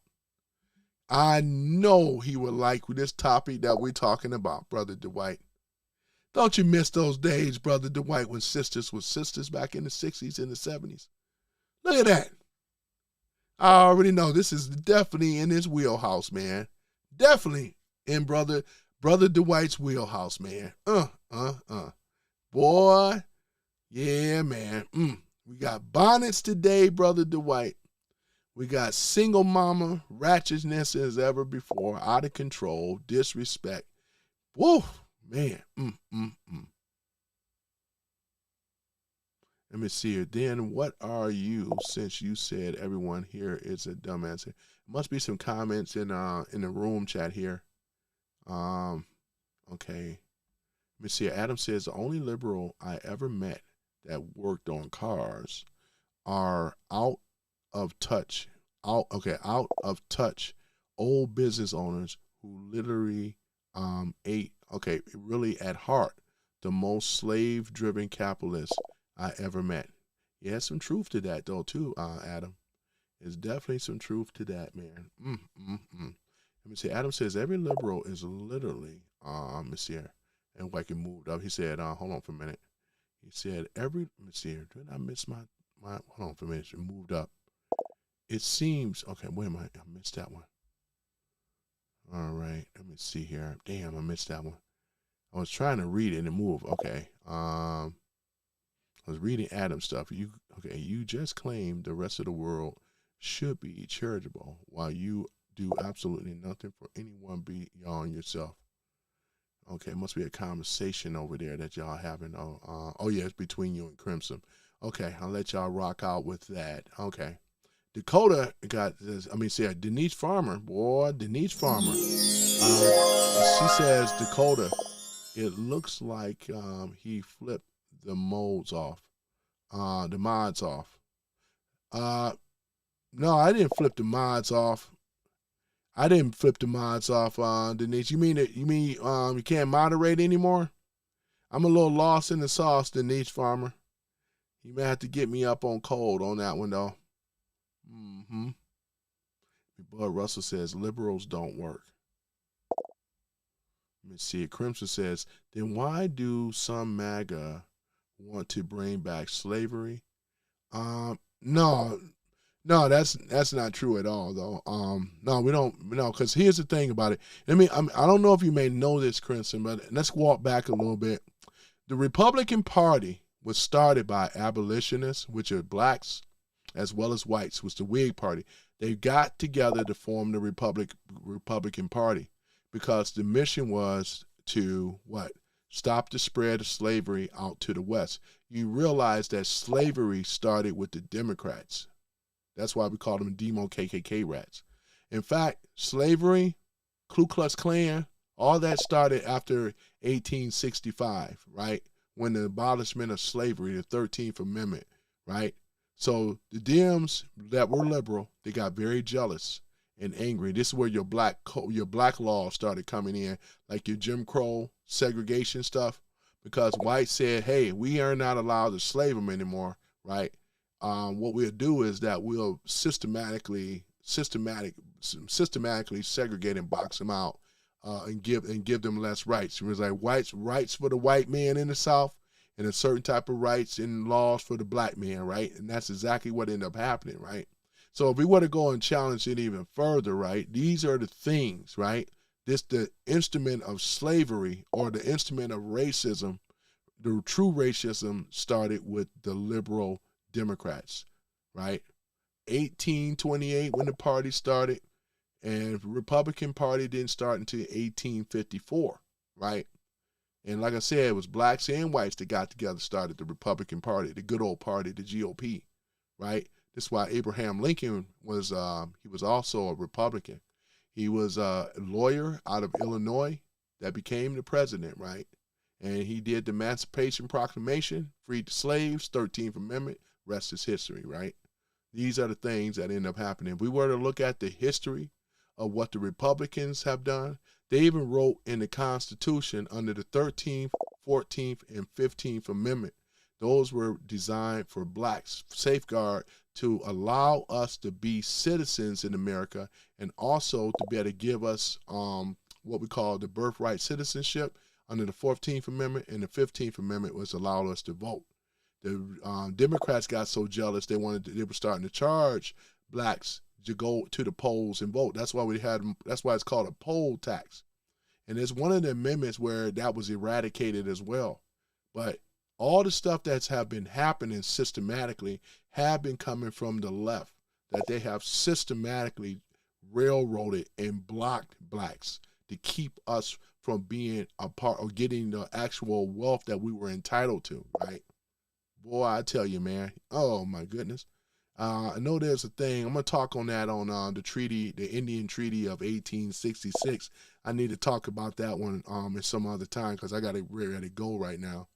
Yeah, Crimson said, yeah, they lied. Yeah, that's what I'm saying, though. They lied and stuff like that. I know some people go hard on the left right now, but they have very good reason in most cases, because this is a party that have been manipulating people, lying to people, telling them that racism and other things, why they can't get ahead, why their own party have been oppressing them, especially with the blacks and what they've been doing in America, right? You know what I'm saying? So that's the thing about it, though, ladies and gentlemen. So I appreciate you guys, man. I got to get ready to go out here and get to work tonight. It's been good. It's been fun in the sun, though. Dakota said, Tony, you're awesome. Crimson. Yeah, I appreciate it. Man, I hope you come back. I want you to come back, Crimson. I like I said, you're educated, and I like it, you know what I'm saying, and stuff like that. We're trying to get more people educated, you know. It's not about changing your viewpoint, but it's kind of like getting you to look at a lens a little deeper on some things and stuff. Because, like I said, we all been lied to, including myself. I used to believe in the racist thing and all this other kind of stuff, right? But I'm going to tell you this. I done had more racism that was pushed towards me and my people than any white man or white woman, being really honest. You know, we didn't grow up with crosses being burnt on our line and swastikas. I'm not saying it doesn't happen, but I'm saying we didn't grow up. We didn't grow up like that. You know, we was in the city, Detroit. Shoot, somebody were to do that, boy, it'd be a problem, man. Somebody get a cap in there, you know what? Oh, man, it wouldn't even happen. But other than that, though, I enjoy talking to you too, Crimson, and everyone else, man. All you guys, man, y'all been good, man. We have been good, though. I appreciate it, though. It's really, really cool, man. Coconuts are real. Brian Reedy, is he in here too? Shout out to Brian Reedy.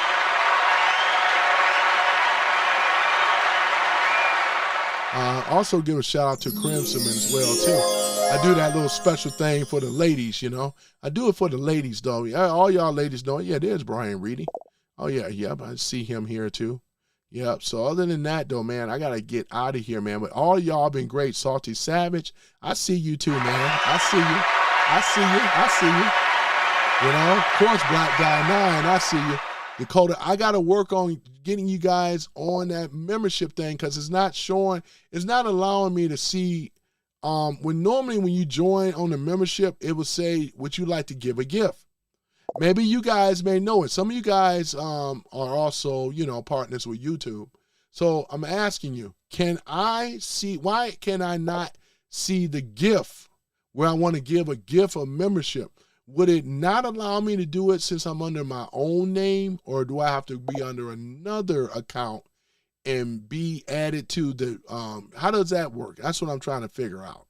If you guys may know before I go, right? Yep, Dwight, yes I do. Yep, yeah, Brother Dwight, boy. Brother Dwight in there. Newsom is S-H-I-T, yep. Bernie says, Grant Reed, if you had a future governor near you, what would you request for California to make changes for better and of the residents? Yeah. Because we already know Gavin Knucklehead Newsom, all he's doing is just pocketing the money. That's why his wife is in trouble right now. Y'all remember her, Jennifer, what's her name, Sybil, you know what I'm saying, Newsom. Yeah, she's in trouble too with this fictitious fund thing, though. Allegedly fictitious fund thing until the verdict comes out. And wait, I'm looking forward to that. I'm looking forward to that when that go down. Let me see here. Kelly burned down American homes and kept money. A lot of people even died. Gavin isn't in prison for why? Yeah, Democrat privilege, Paul Pelosi, DUI, and runs over his people and doesn't even stay in jail. Yeah, this is what we call, man, this is corruption. We seeing it though, and I'm glad you brought that up, Grant Reed. Yeah, this is what corruption looks like, man. I'm sure it's coming to an end though, and Trump got this stuff timed. If it looked like it's nothing happening now, because I believe timing is everything. We know that Americans forget, and I'm glad that he's walking it down, that he's doing it right now, because I believe there's going to be some surprises between now and let's say November the 4th when with the midterm. So yeah, M. John, man, fake liberal Muslims. Yeah, we got M. John. There you go. Got M. John.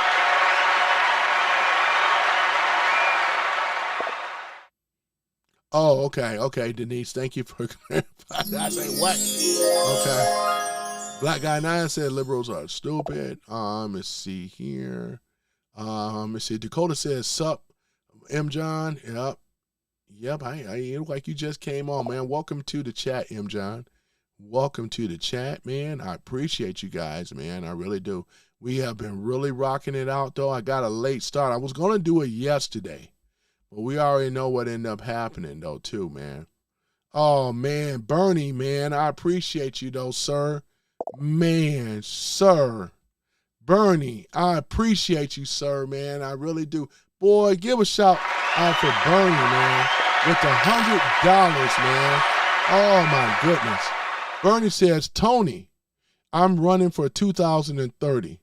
I've already won the position. I'm getting ready for all the backlash.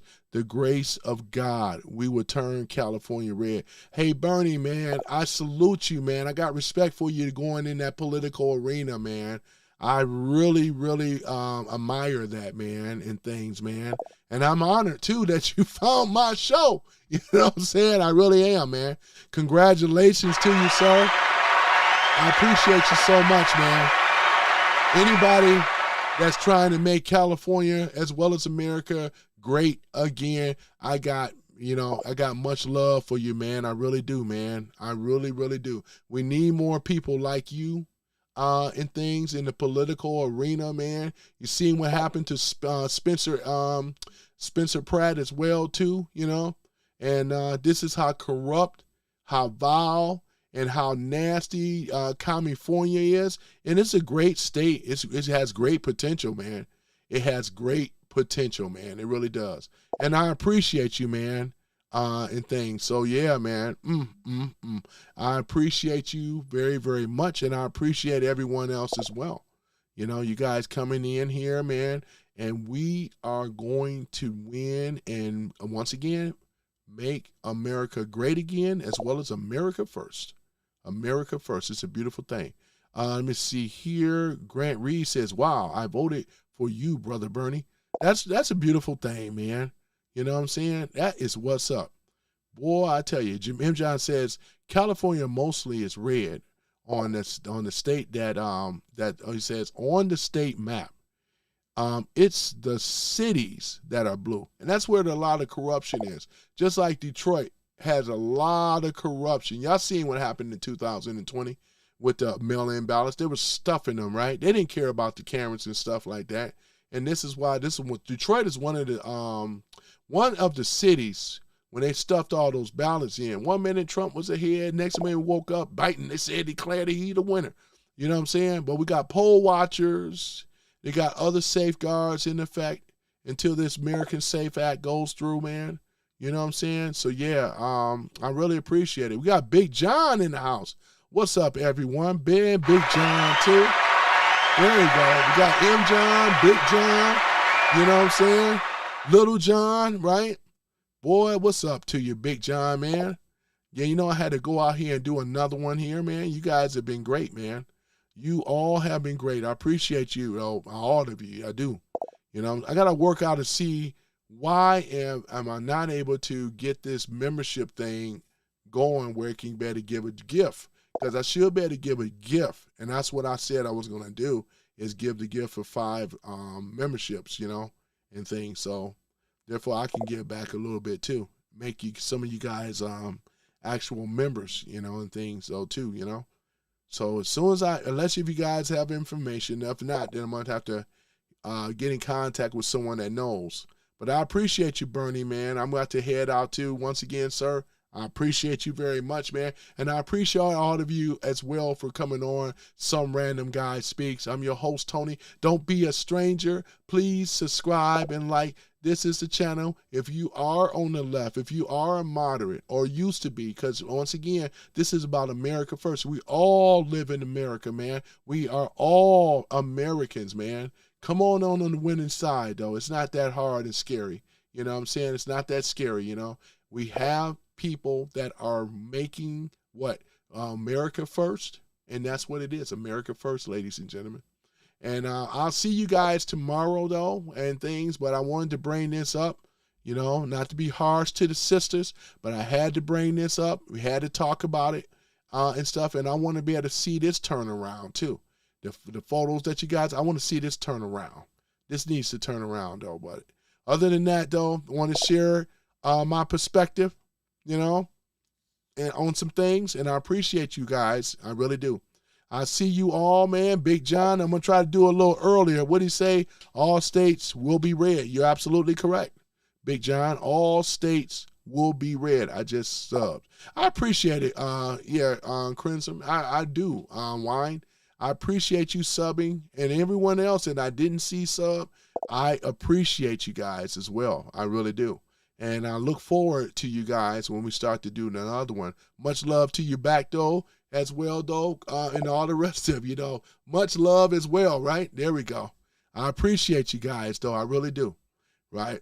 And once again, though, let's see. He said the Gulf of America waters are nicer now. Yeah, I know, right? Yeah, he's been doing a whole lot of stuff, though. You know, he's been doing a whole lot, making America great and America first policies that work for American people. So all you guys, man, I appreciate you. I do. And I'll see you all tomorrow, whatever the topic would be. I know you guys would be there, have my back, and many more. Peace and chicken grease. One of the things I always like to do is going to be what? The Star Spangled Banner. You know what I'm saying? And please stand for this. I'm going to go ahead and put it up.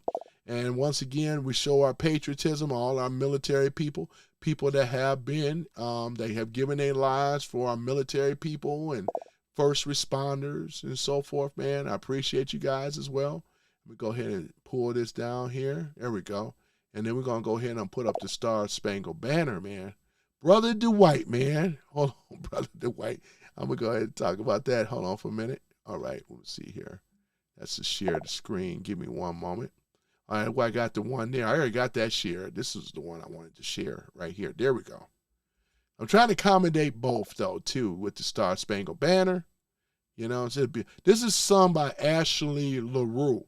This was done at a pickleball tournament, copyright free and things. So I'm able to use it. That's why I'm able to play it. Trying to look for some other copyright stuff.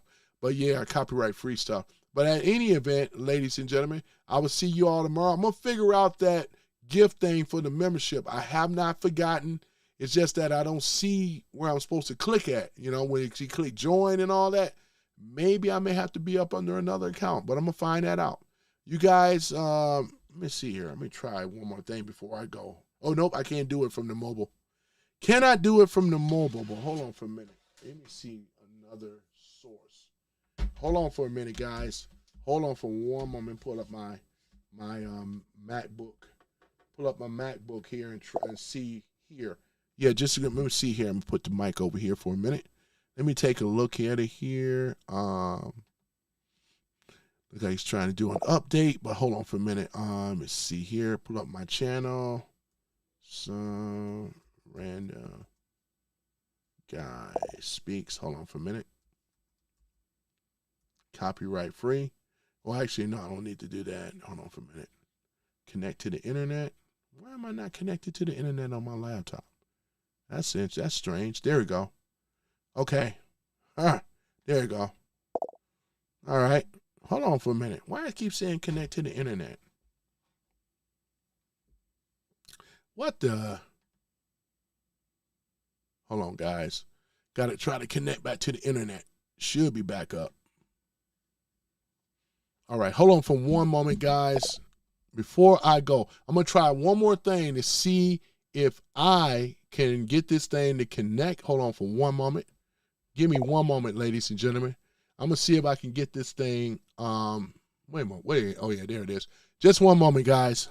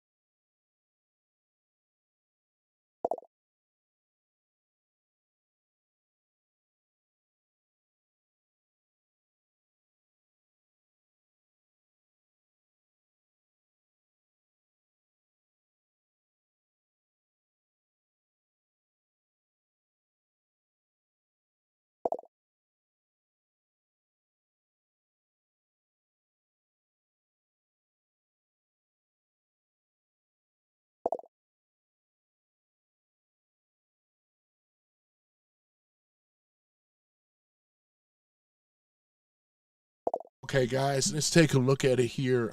Like I got the internet up now. I'm put my glasses back on. Let's see if I can get the I gotta get the membership thing going here, man. Hold on for a minute. All right, there it is. Join.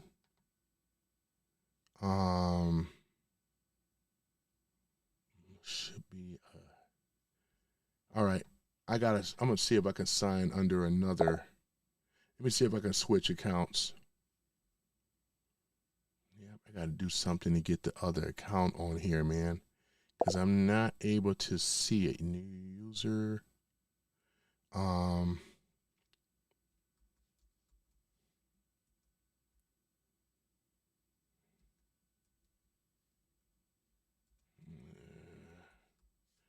Yeah.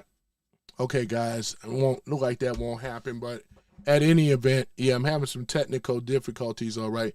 But I'm going to work on that, though, too. I got to make sure that I get that up. I'm a man of my word, and I appreciate you guys, man. All of you guys take care, and I'm going to sign off. M. John says, only thing that it has been changed on that old drill is some brushes every decade or so. Let me see here. I will break your arm off. And because they knew that the engineering of it would do such a thing, they added a pipe wrench that was an inches wide drilling into the houses and things. Let me see, I'm just kind of catching up on what some of you guys is in the mirrors here. Red Farrell says the American ambassador is about to be kicked out of Canada. Oh, that's interesting. I did not know. I got friends in Canada too, you know.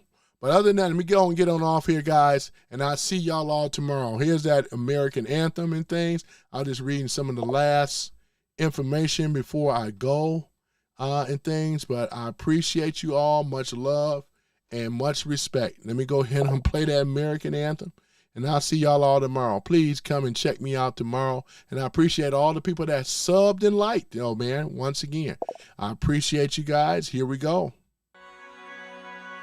Gotta stand, though. I gotta stand up myself. Let me go ahead and do that, though, too. All right, guys. Oops. By the dawn's early Proudly we hailed at the twilight's